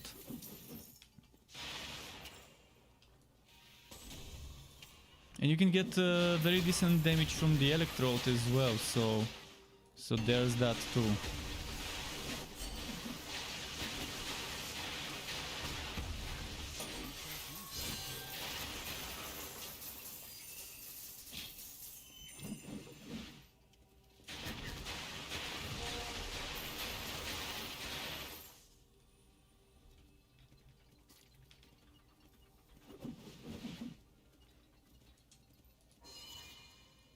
Vincent says, hey, but how's it going? I just finished main story and questline and opened the Fazir dungeon.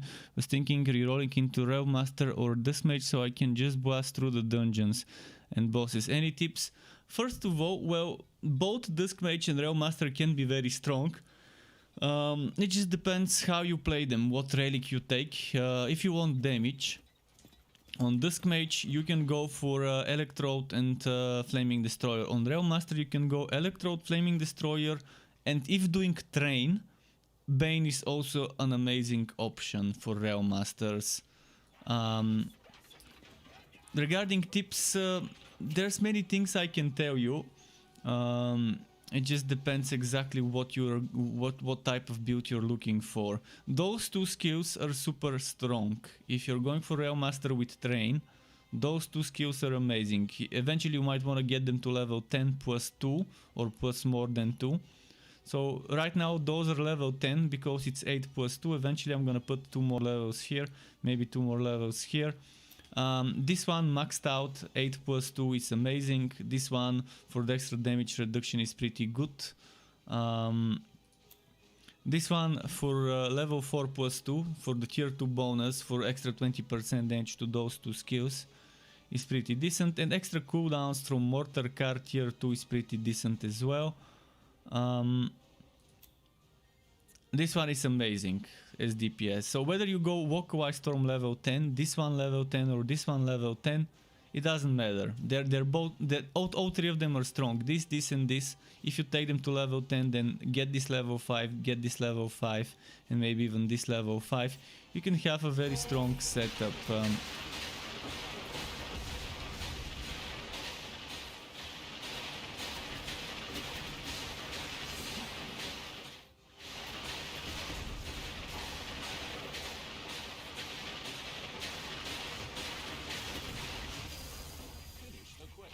Okay. If you have some spare leftover items from leveling a different hero, wall level Doom Pipe would be a good thing to do. Another thing you could do is you can swat very early a conductor helmet. This helmet, the cosmic helmet. This would give you +1 to every single skill here, and you can use flamethrower car as early as level 3 if you have already played the Railmaster and have a cosmic helmet. If it drops early, that's very good. You can just equip it or maybe later put it in the Legendarium. So that's one thing to consider. Then something that's very great to consider is Frost Wall combined with Ancient Ember Boots. And if you combine the Frost Wall with either Glacier Sedge or a North Mace, you can get this down to 45 or 30 seconds cooldown.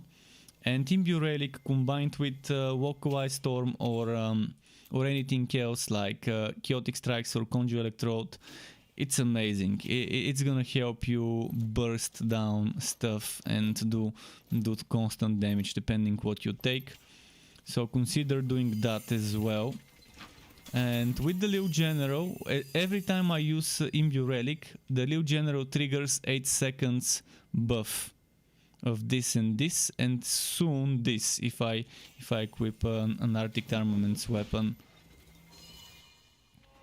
That would be the idea of this build when it's finished.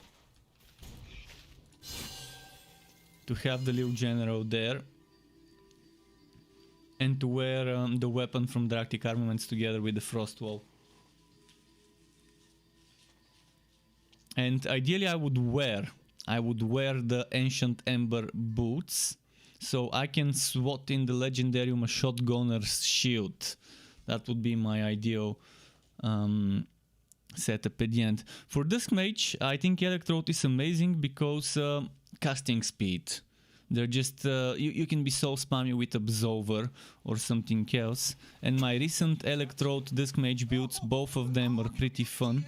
The Unholy Blaster and the Absolver Zealot 2.0. But at the first few levels it could be troublesome for a new player that doesn't have many things unlocked for the Legendarium. But eventually with good gear it would be very, very fun and strong to play that.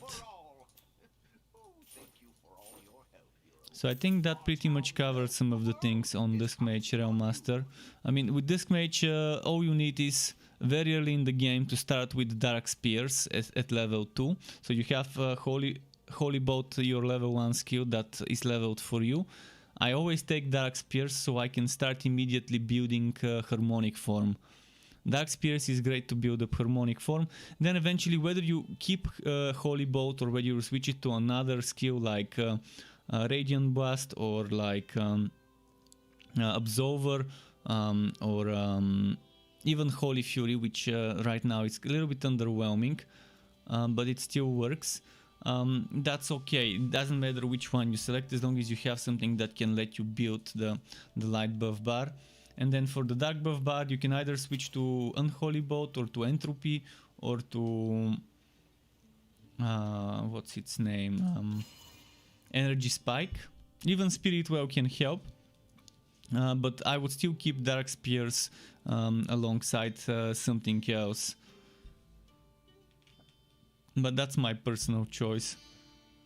Because I normally put a skill on cooldown, such as energy spike or entropy with the item, which still doesn't drop for me. And then I use Dark Spears together with that cooldown skill, and then I spam the light skill. In most cases I prefer Absolver. And just amazing. I've talked about those skills in my Discmage showcase that I uploaded yesterday. I did talk about the Discmage skills, not that much in detail, but still kind of around a minute for each skill roughly, regarding what I like about them and some good points there. I tried to keep the videos short though. The video I uploaded today for the Railmaster and the one yesterday for the Discmage, I tried to make it no more than 1 minute for each skill. Obviously I can say much more about each of them, but then the video would have been like half an hour if I were to spend like 2 minutes on each skill.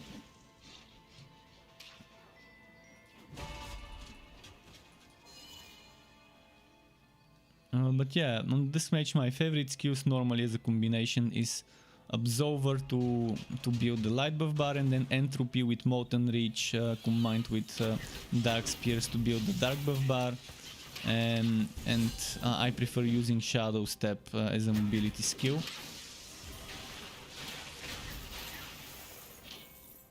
And the rest is kind of fillers, relic skills and other stuff, depending on the build.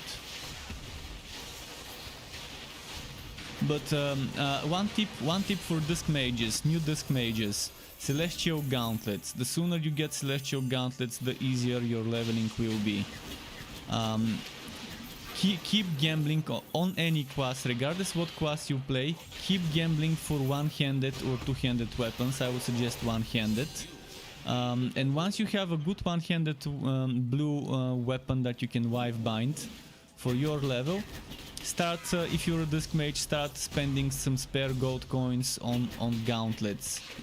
If you have like 5, 6, 10,000 gold coins and you feel like you want to gamble, gauntlets, so you can get celestial gauntlets. I'm not saying you would get them, but you can't get them unless you try. Obviously you shouldn't rely on the gambling as a source of gear while leveling, but sometimes you get lucky and you get the things you need.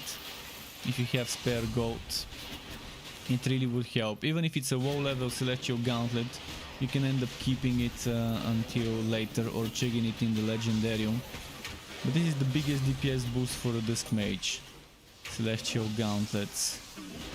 Especially if you invest early in tier 2, the 50% duration for harmonic form from light spear and from energy spike, to get it to become 50 plus 50 for a total of 100% duration for harmonic form.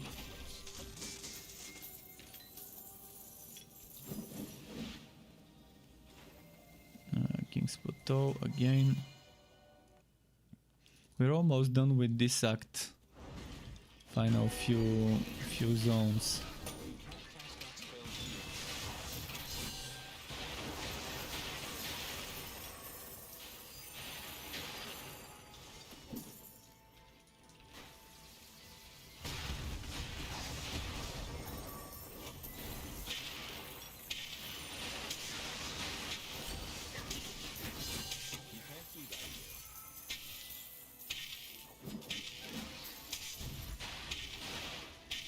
Christian says, would Railmaster or Discmage be better for blasting through endgame content for farming? That depends on what build you're trying to go for. On Railmaster with trains, it's super easy to blast through the content. On Discmage, you might feel a little bit squishier, but if you get good gear, eventually it should even out, as long as you're using a damage relic.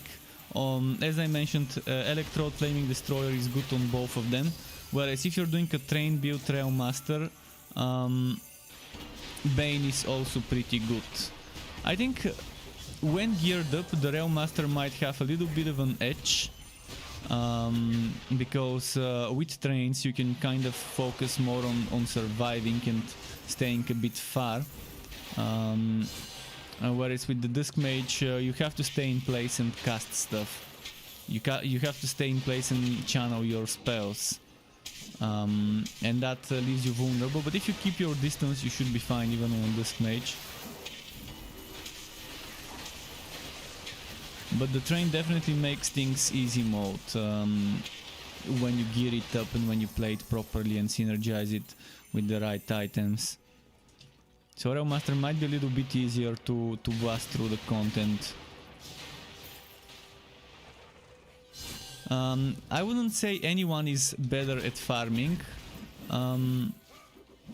but Disc Mage is more gear dependent. Disc Mage is very heavy gear dependent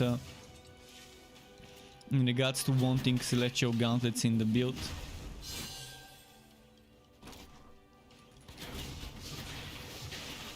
And there's like 4 pieces of the Celestial set that I think are a must-have for most Disc Mage builds, which is the boots, the gauntlets, the chest, and the helmet. Obviously, you can just wear 3, swap 1 in the Legendarium.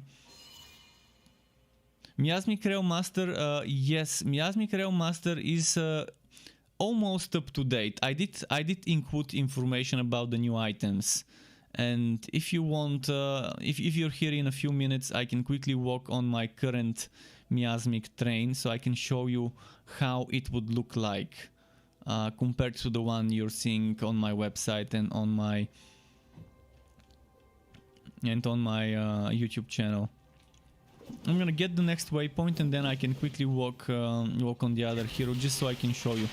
I started this stream earlier today by showing this because someone requested to see it. I can show it again.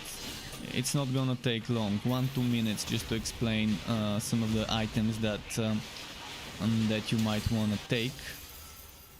In general, as I mentioned, Frost Wall with the North Mace or the Glacier's Edge, amazing thing to equip on your main hand and offhand.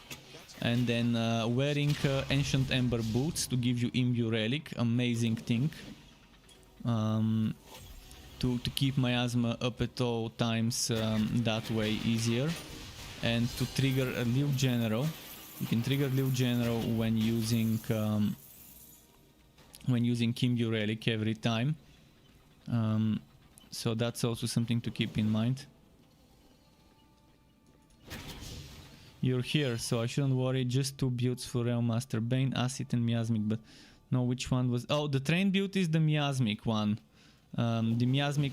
Didn't it say Miasmic Train or something? Wasn't Miasmic Train in the name? Train? I've forgotten. Oh shit! Don't die! But yeah, Miasmic is the one. For the train. The Acid Slammer has Slammer in the name, which is the skill tree for the melee, for the close range skills. So I've tried to make it a little bit easy to guess which one's which. But if you're a new player, you wouldn't know that that Slammer is the name of the skill tree where the melee skills are on the Railmaster. Which kind of is understandable. Where is the waypoint? Oh, actually there is the waypoint. I guess I can just beat the boss and then show you.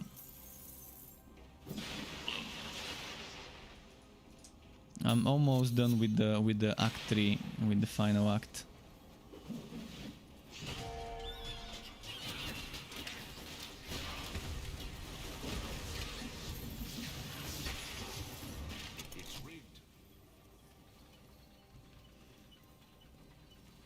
Please be a movement speed shrine. No, it's not movement speed shrine. It would have been amazing if it was though.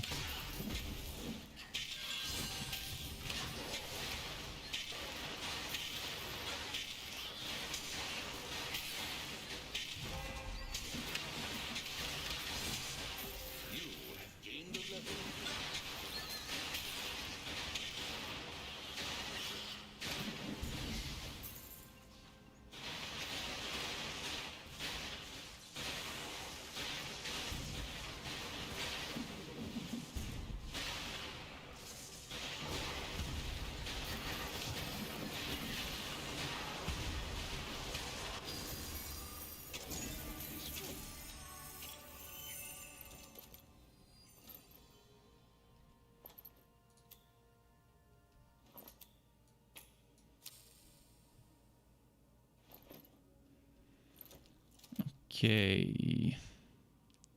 Good defense.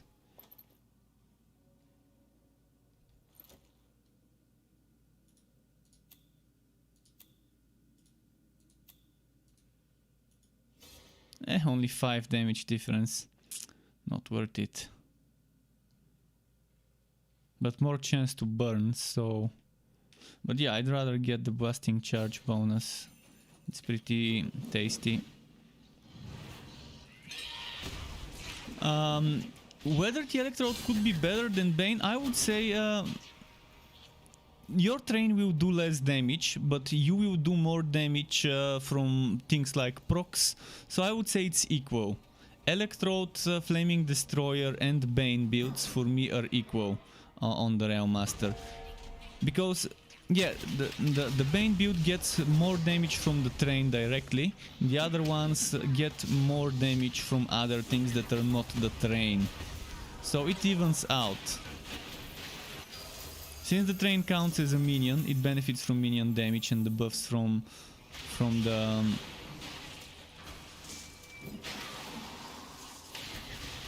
the miasma and what was the other now? Puppet Master and the passive. So it benefits from that minion damage bonus.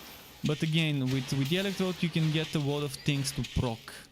Thunder strikes to proc, lightning strikes. With the Flaming Destroyer you can get things like Magma Burst, Firestorm to proc. And then you also can do some damage yourself with some of the other skills. So I guess it just evens out. With Miasma you get more defense. You get a 50% defense buff while Miasma is active, and it really does help with the survivability there. Whereas with this one you get block chance and movement. Actually you get movement speed, not block chance. And with the other one you get, I think, evasion. Yeah, with the other one you get evasion. From the aura. If you're going for the aura, if you're going for some of the other skills, you can have some nice bursts with Blazing Pillar or with Conjure Electrode or with Egg of Mayhem combined with Chaotic Strikes or Sword Smash. There are definitely ways to play, multiple ways to play it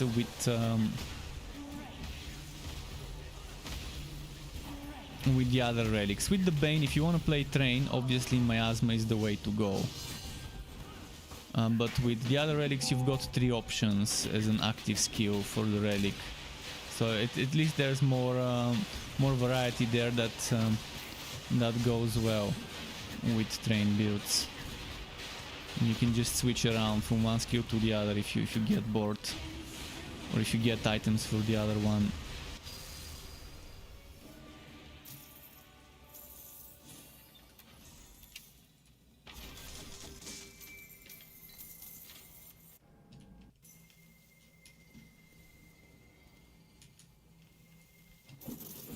Okay, there we go. I skipped it. I skipped ahead quickly, scrolled down.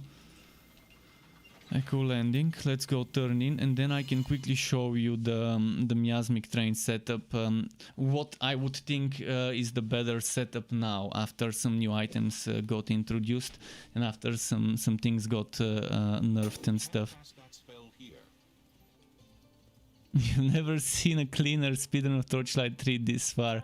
Well,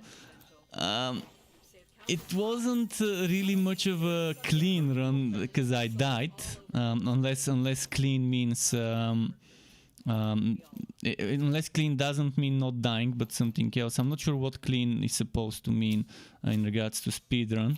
I wasn't even trying to do a speedrun because you can see I'm taking breaks, shifting some items here and there. Oh, this is nice.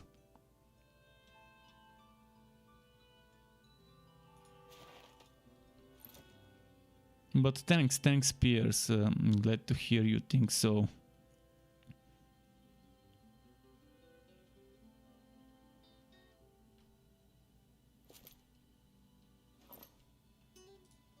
So this is 2 hours 10 minutes. Wait, how did I do this?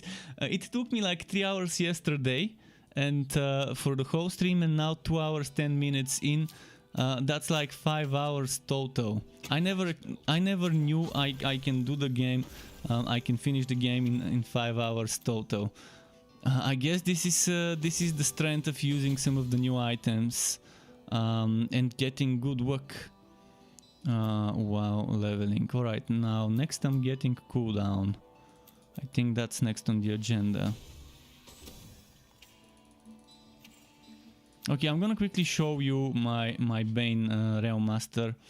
Keep in mind, I've got 3 points into pound. I just don't have Respectacles. I can always buy Respectacles and remove those points. In fact, let's do it. Let's buy Respectacles and remove those points. So I can, if you want, take screenshots. 1, 2, 3. Oh, I'll be seeing you soon.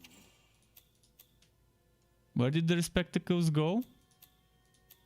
Didn't I buy 3 Respectacles? For you, potions for your little friend. I think the server is swagging.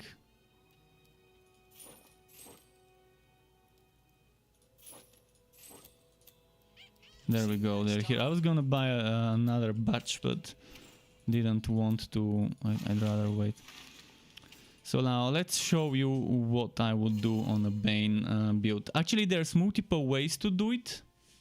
Like, multiple ways to spend those 3 points. First, I'm gonna remove them from pound, so you know where those 3 points I'm talking about come from, and that's kind of like extra flexible 3 points where you can either spend them for more damage to flamethrower car and shotgun, or shotgun and flamethrower, whichever one you want to put 2 and 1 point into. The way I would do it is 2 points flamethrower car, 1 point shotgun car, so I can have level. You're gonna see in just a moment. So that's the points I'm talking about. I don't need those points there. So 8 points here, 4 points here, then 4, 4, 8, 8, and this will be 10, 9 with those 3 points. Alternatively, you can put those 3 points maybe here and then remove 1 point here. In fact, Energizer, you don't really need Energizer if you use Imbue Relic, if you have Frost Wall and North Mace equipped. If you have both of them equipped, you can remove those 5 points and put them 4 points here, and that makes this 10. Or you can not put 4 points here but put 5 points here. But if you make 4 points here, that gives you 1 point here, and that means you can put 2 points here and 2 points here. So one way would be keeping it that way with Energizer. The other way would be removing those 5 points, putting those 5 points here, and the third option would be removing those 5 points, putting 4 here and putting 1 point here. So it's flexible, just like a gymnast in the bedroom, it's very flexible. But yeah, let's see. I wouldn't remove those points here, I wouldn't remove those points here, and I wouldn't remove those points here. And those are set in stone. I mean, obviously, if you really think you're fine, without this extra 20% edge reduction, you can remove those 3 points. That's one option where you can sacrifice points. And this is without considering anything from the helmet. Let's say the helmet gives you extra points. You can maybe be more flexible. But I would say try to get levels to flamethrower car on the helmet if you can. That would make it much stronger if you get like 3 levels to flamethrower car on the helmet. Okay, back to the Electrode. Oh no, I forgot to talk about items. I can talk about items. I talked about the Frost Wall and North Mace. I can talk while showing you the Electrode. It's the same. I'm gonna show you in the Legendarium. So what you want is to wear 3 pieces Cosmic, which would be the helmet and the chest and 1 more item of your choosing, just not the boots. On the boots you want to wear Ancient Ember boots, and then you either pick other 2 Ancient Ember pieces or you pick some Winterweave pieces, mix and match whatever you want. for the other SWATs, and then in the Legendarium you would want something like this, a Doom Pipe, a Liu General, and then a Shotgunner's Shield. That would be, in my opinion, the best setup to rework the miasmic train. So Shotgunner's Shield and Doom Pipe equipped with a Liu General while wearing Ancient Ember boots and while wearing Frostwoe and either Glacier's Edge or the Mace, the North Mace. You can't cast that.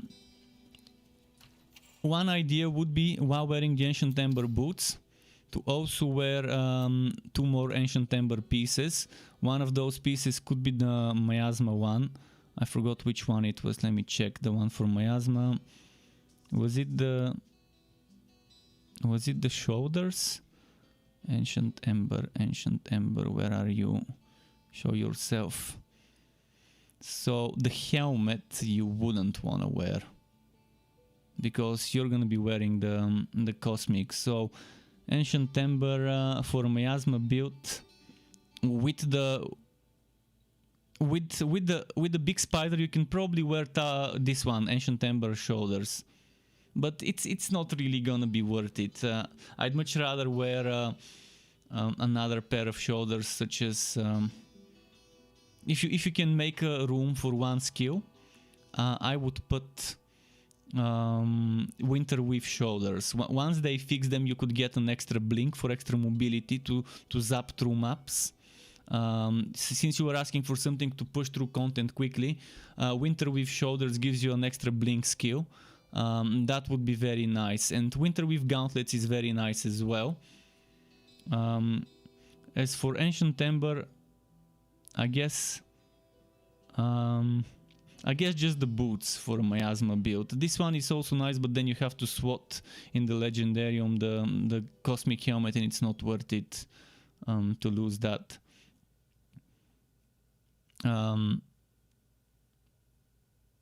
This one's also nice, gives you extra movement speed, and you can have it at 30 seconds cooldown, and it can last 20 seconds if you have 3 pieces arc powered, but you wouldn't have 3 pieces arc powered unless you SWAT the Ancient Ember boots in the Legendarium. Well, there's a lot of options in regards to items nowadays, but Winterweave Pauldrons and gauntlets are something that stands out from the Winterweave set. The pants are not bad, by the way. The pants are not bad as well. The boots are also nice, but as I said, it's better to wear Ancient Ember boots, so you don't have to SWAT them. So let's say I'm wearing this and Ancient Ember boots, and then I'm putting, for example, 1000. Let's say I'm wearing the Cosmic Pauldrons, and then I'm wearing Winterweave gauntlets and maybe Winterweave legs or blue legs, whatever. That's not a bad combo. So I'm gonna start doing end game, and I forgot to switch to...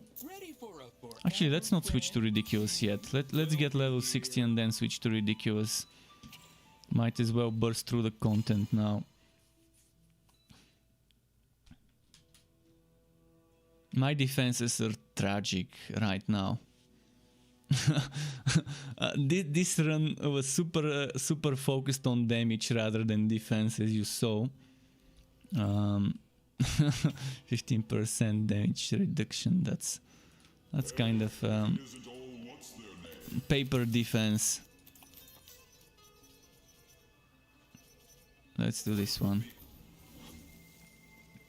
Sky woke up, had some water, and then turned his back to me and is over there. I'm not sure, you can't see him, but he's standing there at the edge of the bed near the door. And you're saying, what's that hourglass icon spell you have? It's the one from the boots. This, as I mentioned, is Ancient Ember boots. This is the one. That's why I kept mentioning Ancient Ember boots, amazing item. Imbue relic. This is one of the best skills from items in the game, and if you combine it with Frostwoe and something else in there, it becomes amazing. I mean, it's amazing even without it, but you can get it down to 30 or 45 seconds Just a moment, I'm missing something here. What am I missing? What did I... Oh yeah, I had the sword thingy. Well, maybe I can put shocking rounds, or should I put... maybe I can put this there? Or I can go for Ghost Train, we'll see.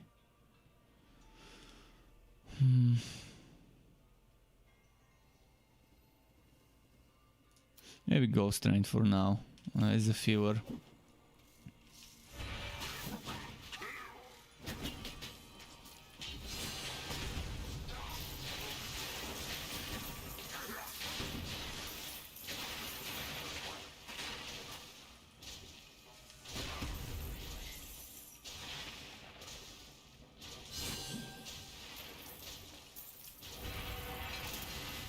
You have gained a level.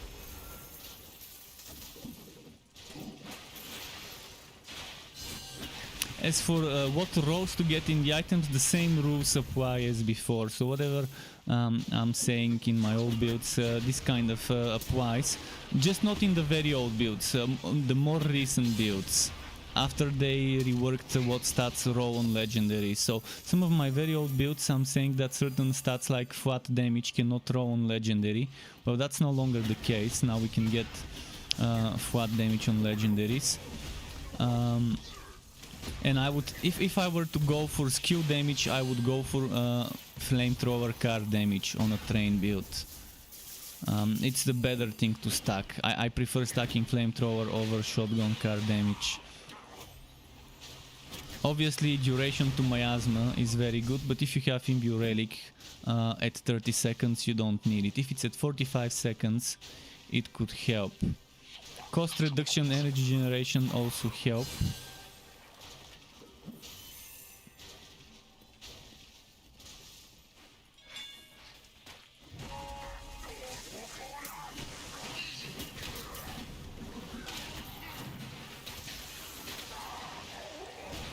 Okay, let's save my Imbue Relic. The boss is approaching. Kill melee spiders. Is there even enough melee spiders on this map?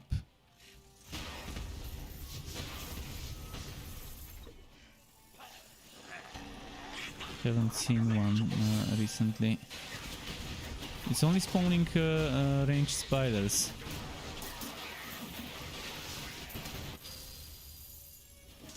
Okay, it spawned one melee spider, two melee spiders.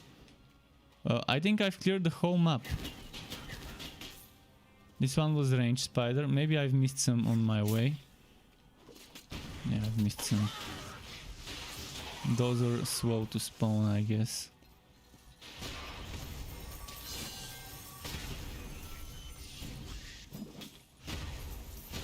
There we go, that's where they were.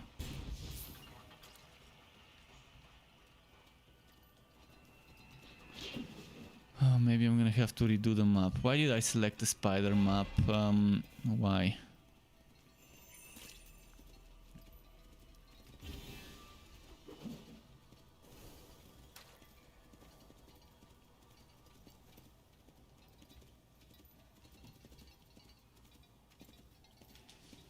No spiders.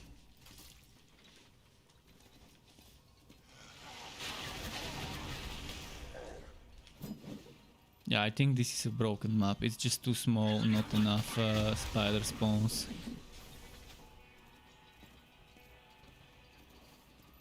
I'll be surprised if I end up finishing this map.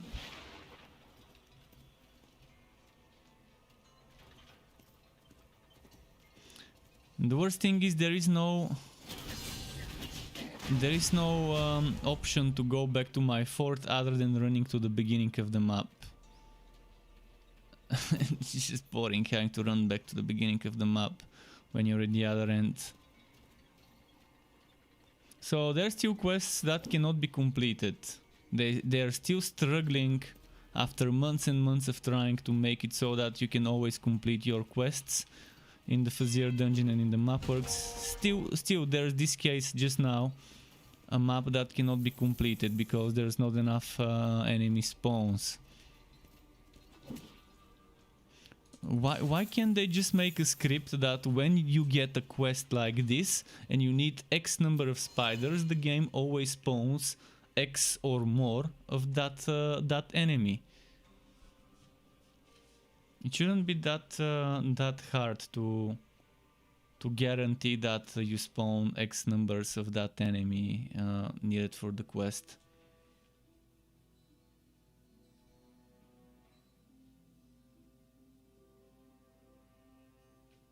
Come on, load up.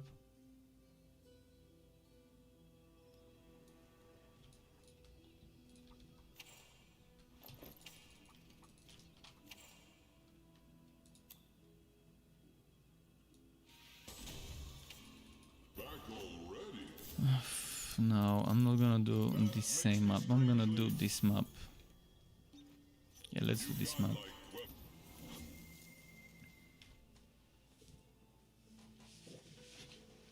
Let's stand up a little.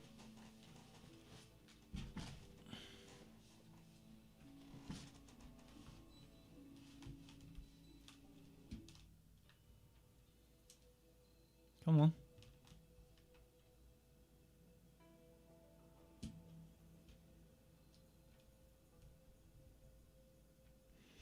Voting, voting. Oh, now it's this map.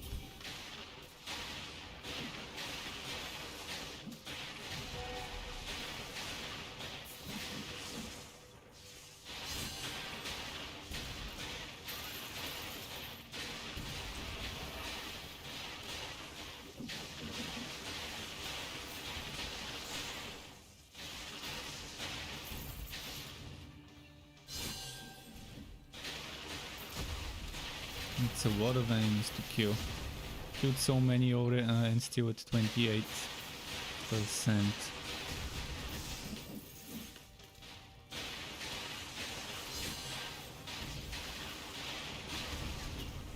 But at least I like those. I like quests like kill Hiveit. Kill Hiveit in this map, there's always gonna be plenty of Hiveit to finish the quest. In fact, there's probably more than 5 times that number in that map, which is good. Big nice map with plenty of spawns.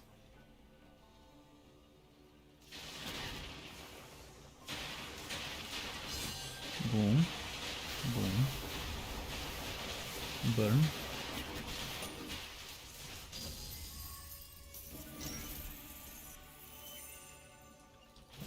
Not sure if I should even start picking up blue stuff while leveling. Maybe only weapons, but at one point I'm gonna need defense. But I'm pretty sure I've saved up some level 50 and 40 items somewhere in the storage.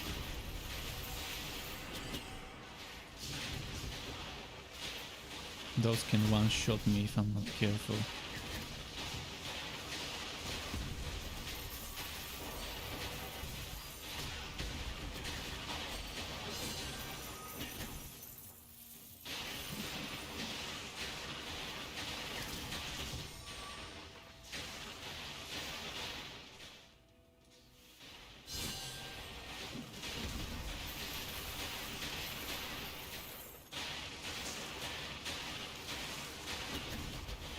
Alright, there we go.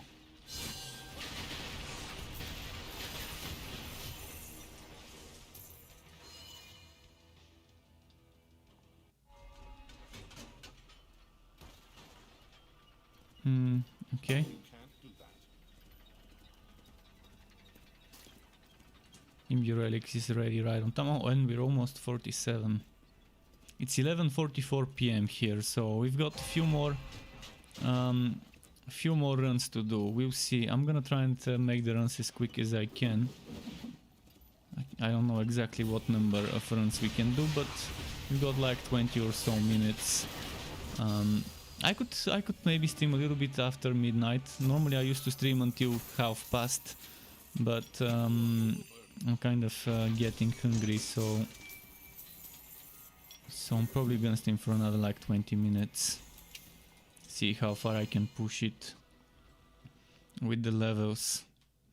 If I get the Gauntlet Goblin map, that would be a blessing. the RNGs of the dungeon, from the Fazir. Pharyngeses, maybe we can call him that way. Pharyngesier. Oh.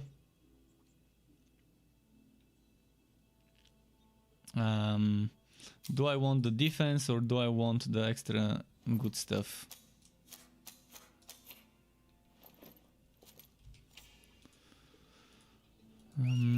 Anything I can equip? This thing. Your pet has returned.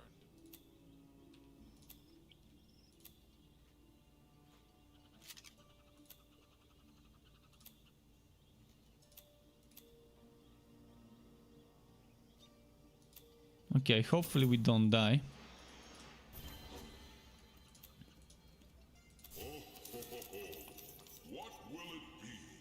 Double HP gear lucky, but it's goblins. I'd rather do the goblins even if they're double HP. That's good XP and good density. Probably should have switched to a higher difficulty. I mean, I do a lot of damage, but the problem is on a higher difficulty I would be really walking one shot, waiting to happen with my shitty defense. So on this difficulty I shouldn't care too much about the defense, at least. As long as I avoid getting hit.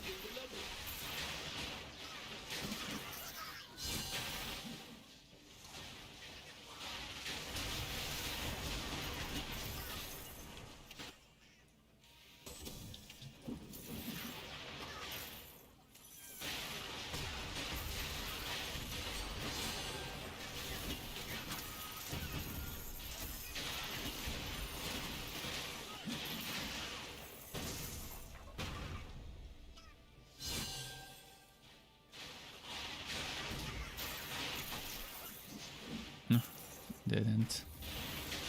Over here.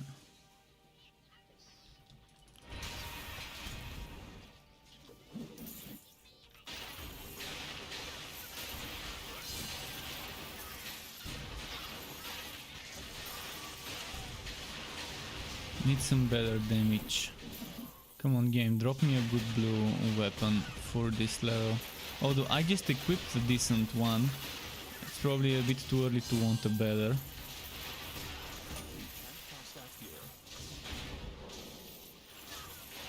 I just remembered they're double HP, that's why they're not dying that quickly, but it's fine, they're still dying quickly enough, even with twice the HP they've got, so that weapon is actually good enough.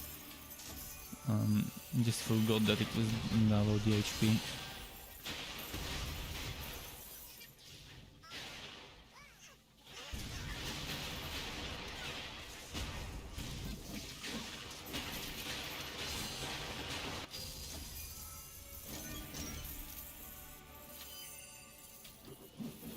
Okay, we gotta kill some more goblins. Quite a few more goblins.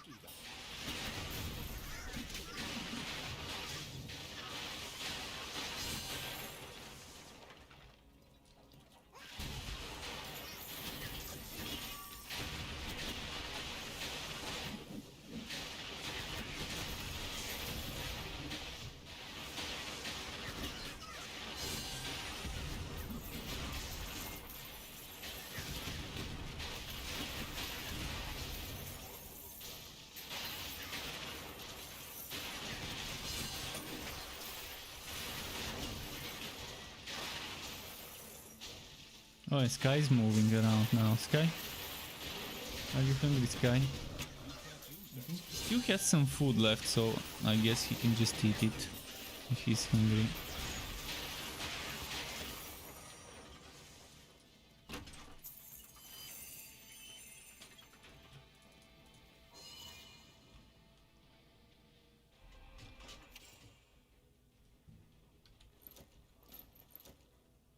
Oh. That sounds like an upgrade to me.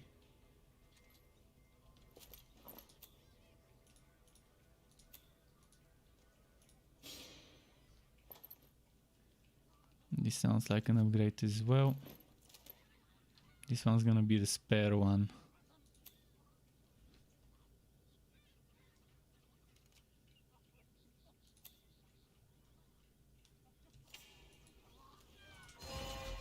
Your pet is badly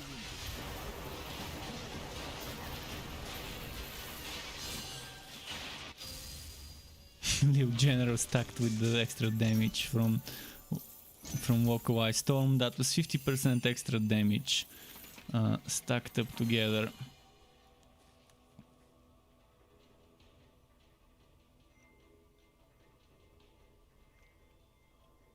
I still haven't tested if casting speed affects the train.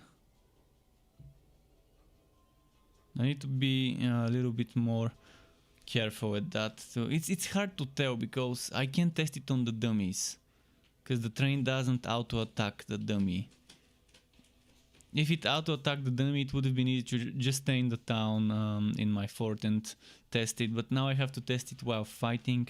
I have to pay attention to whether the train is attacking quicker or not. And why is it loading this slowly again? Maybe I got disconnected. Come on. Sky, come here. Come here, Sky.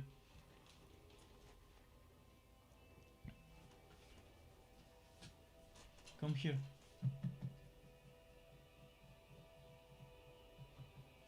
Well, I think I'm getting disconnected from the server. If it takes this long to vote, it's only a disconnect. That's the only reasonable explanation. I'm gonna check on Discord if other people are having problems.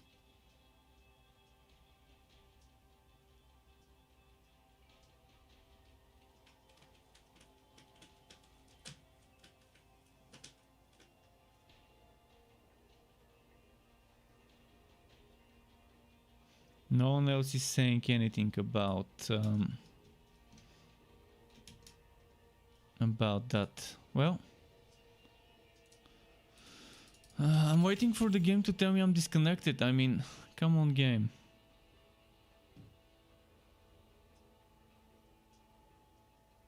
So if I go out and F4, it's probably not gonna count, but I'm gonna do it. I out and F4 and I'm gonna restart the game. Hopefully it counts this Vizier stage is completed.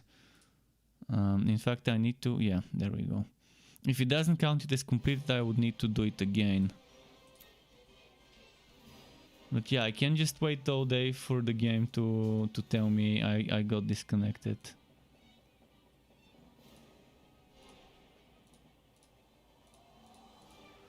Alright, there we go.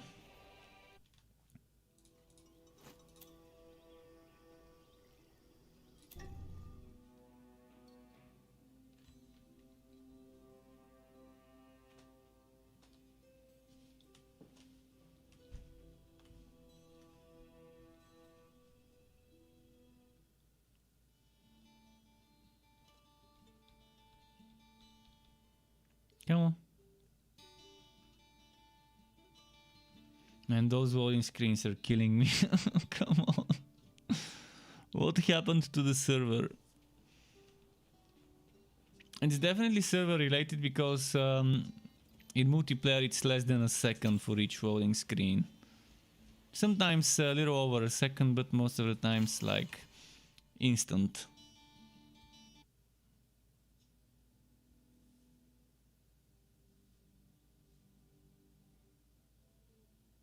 Come on. Come, Sky. Come. He's running away.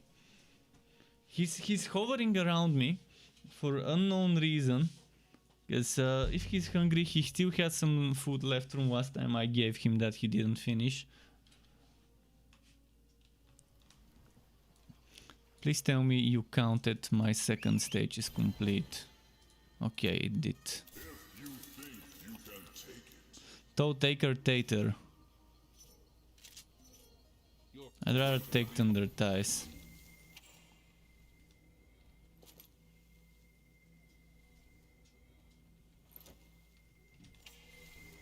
Wait, why is my pet away? What?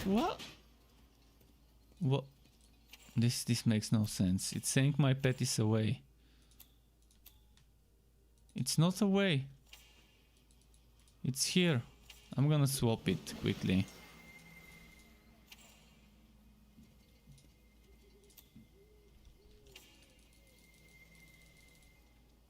It still says as if the pet is away. I think the game glitched on me.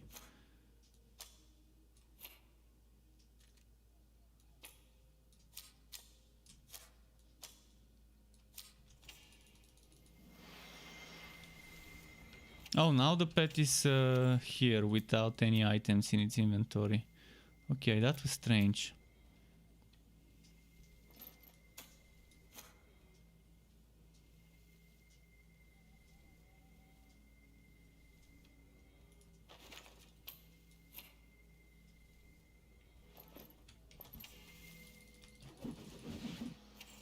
Let's add some defense.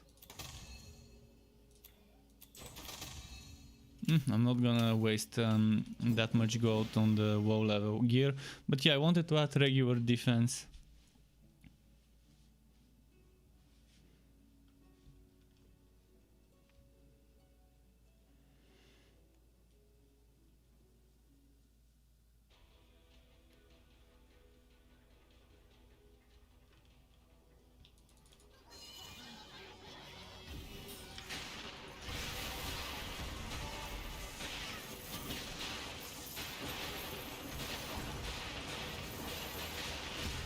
It's not letting me use my flamethrower car.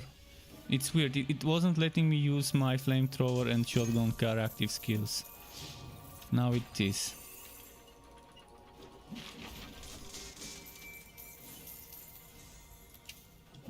Are we... Did the server get overloaded or something? Let me check my ping.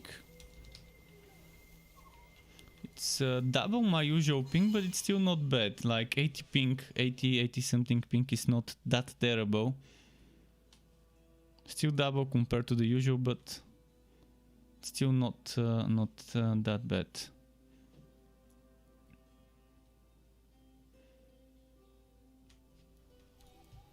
Now this thing, Wivebound, what?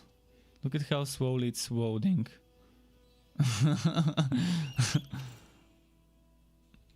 It's like some desyncing's happening. Yeah, I can see it's desyncing now. Let me check the ping again. Now it's 95. And it still doesn't... What the hell is happening? Like, quest complete, what? Tutorial wardrobes fortified? Oh, it's still completing tutorials. So what, every time it loads into my fort, it's making a check which quest is completed and not? Is that it? And why does it say I haven't completed this quest?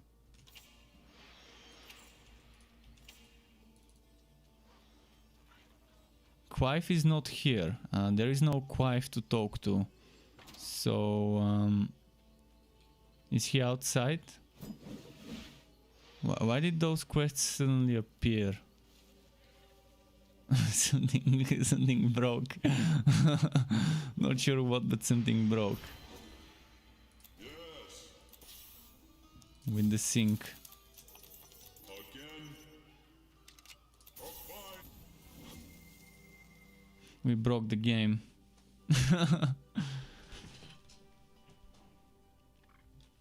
A million ways to break the game in the frontier.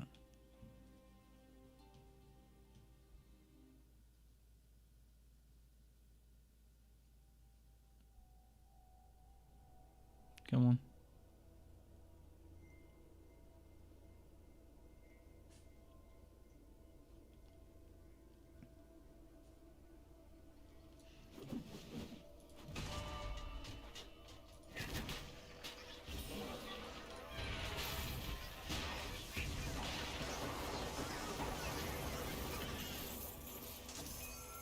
I'm gonna stop picking up stuff and just move around and kill stuff.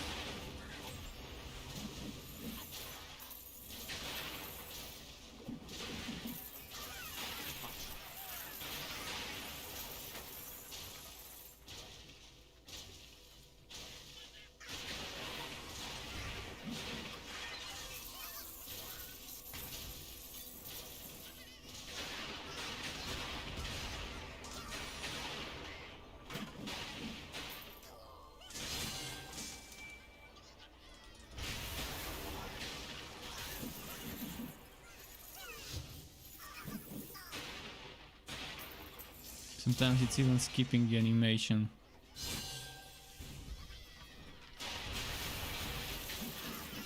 How many trains? That's due to whack. That's definitely due to whack. It doesn't synchronize that my skill is on cooldown, and it lets me cast it multiple times.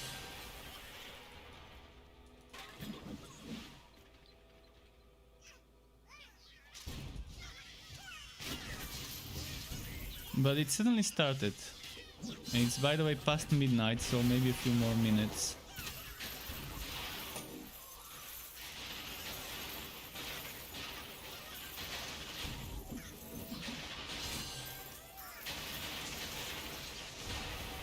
And tomorrow, as I promised, I will be making that Witch Hunter skills video.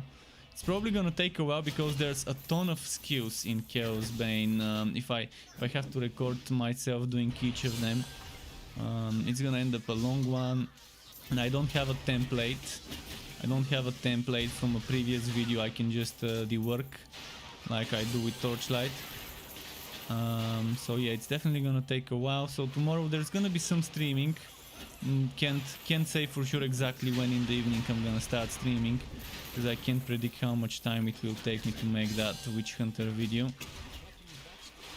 But eventually it will be ready sometime in the evening, and I will be ready to stream in the evening tomorrow to finish leveling this guy and maybe get some good gear. We'll see. I do have some okay level 60 items I can use. I could always use something better.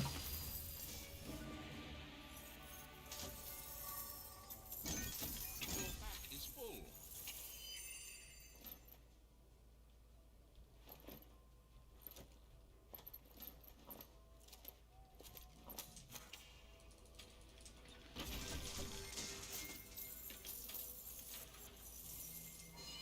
Okay. New weapon. I'm gonna wife bind this and wear it.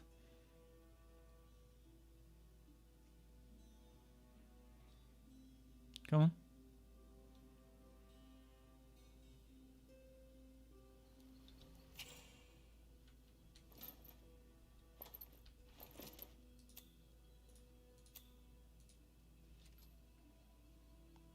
It didn't let me wife bind it? Oh, it did. It just lagging.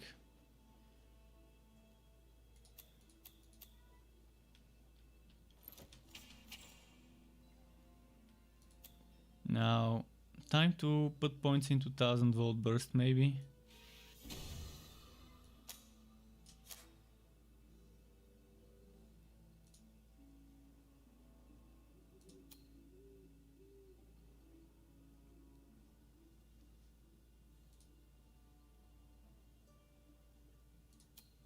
Maybe like this.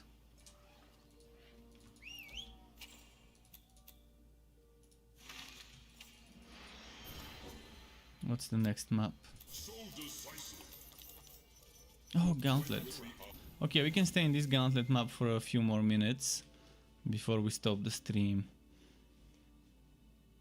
Can I stay until level 50 in this map? Although it's zombies, it's gonna depend on how good the map is. If it's a bad design with barely any spawns and me having to spend a lot of time waiting for the enemies to respawn, I'm just gonna finish it and be done with it. So let's see which design it gives us. It's gonna be a graveyard map, just not sure which one. The small one or the big one. Hopefully it's not Hero's Rest, the small graveyard, but rather one of the bigger ones, where we have more places to juggle.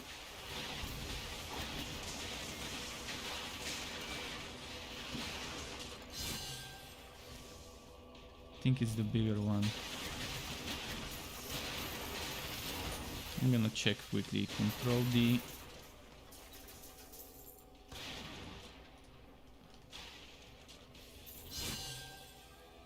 Forest Cemetery 2. So it's not Hero's Rest, because I think Hero's Rest is Forest Cemetery 1.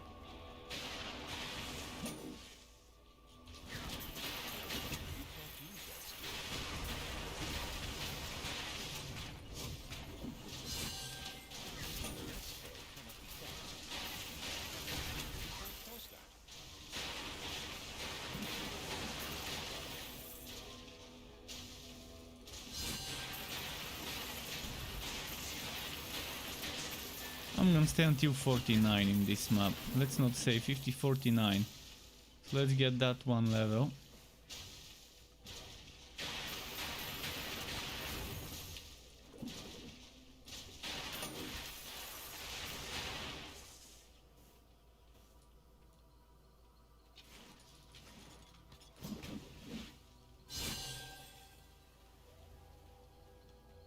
Did they start respawning here? This spot down there is pretty good one when you get them in a wave of respawns. This one here.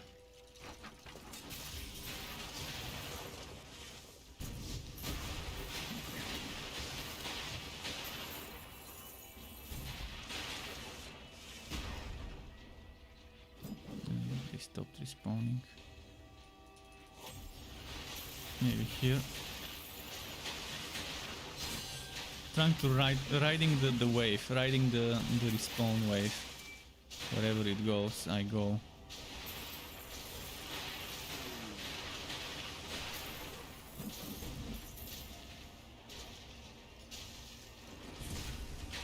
Pario says, wanted to ask you if there is a support build for Torchlight. Well, you can make a support build with the Blood Drinker. It's pretty nice to make a support build where you're focusing on healing, and if you get Blood Drinker with Shield Car Railmaster, you can be providing defense and healing for the whole team. Healing with Blood Seekers. You can also heal with Shield Car, but I'm not sure if it's just you. Oh, it heals your teammates as well. Okay, the Disc Mage can also make a support build in a way, but it's not gonna be healing much. With the Consecration upgraded for healing. But yeah, I would say Blood Seekers on the Blood Drinker maxed out, and maybe using Shield Car. And you can use some other things like items that give you some skills, such as the Skittering Shoulders, which make a field on the ground for 50% damage reduction for 30 seconds or 20, I think. I can't remember the duration, I need to check. For 10 seconds, and you can get it with the set bonus to 20 seconds, and you can get the cooldown down to 30 seconds, so there's gonna be only 10 seconds downtime. But when they rework some of the things, you could get the cooldown down to 24 seconds, and that's gonna mean only 4 seconds downtime. But for now you can't get that unless you're playing on a Disc Mage, this WoW cooldown. So that's one item that's worth it. What else could be support? Another support build would be a Snowstorm Disc Mage focused on freezing.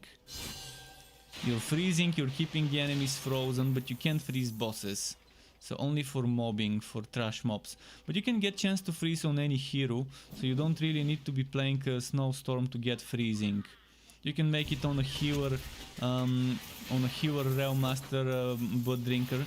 You can just get chance to freeze on a shield or on a focus or on a weapon, and that's gonna be great crowd control. Freezing is just amazing. But yeah, there are things that can help. Every class has some sort of skill that can help the team get more DPS. Railmaster has Blasting Charge that makes the enemy take more damage. Forged has similar skill, Sonic Pulse. Sharpshooter has a similar skill, Sacrifice to Goose, applying vulnerability to the enemies. The Disc Mage has something called Consecration, which makes everyone inside the field do more damage, and the Disc Mage makes this more damage based on how many people are in the field.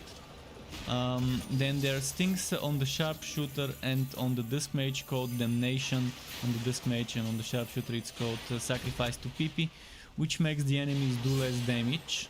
Those are some nice support skills that you could consider adding into some more supporty build. So there's no actual healer build in this game, because you can't get as much healing as you might want. and they have to be really close to you. But I think the closest to a healer would be Shield Car, Bloodseekers, Railmaster, so everyone would stay inside the shield and benefit from the healing from both Shield Car and Bloodseekers. That would be pretty interesting to see. And if you combine that with a Dusk Mage that has Consecration that heals, you kind of go and one-up it with the team setup. So hopefully this is useful information, but that's gonna be it for tonight.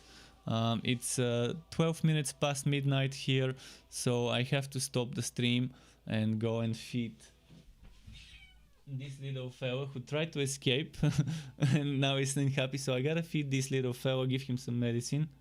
He doesn't like staying in one place though. So yeah, thanks for stopping by, Struck Club. Thanks for watching on Twitch and on YouTube. Keep it cool until next time, and goodbye from me.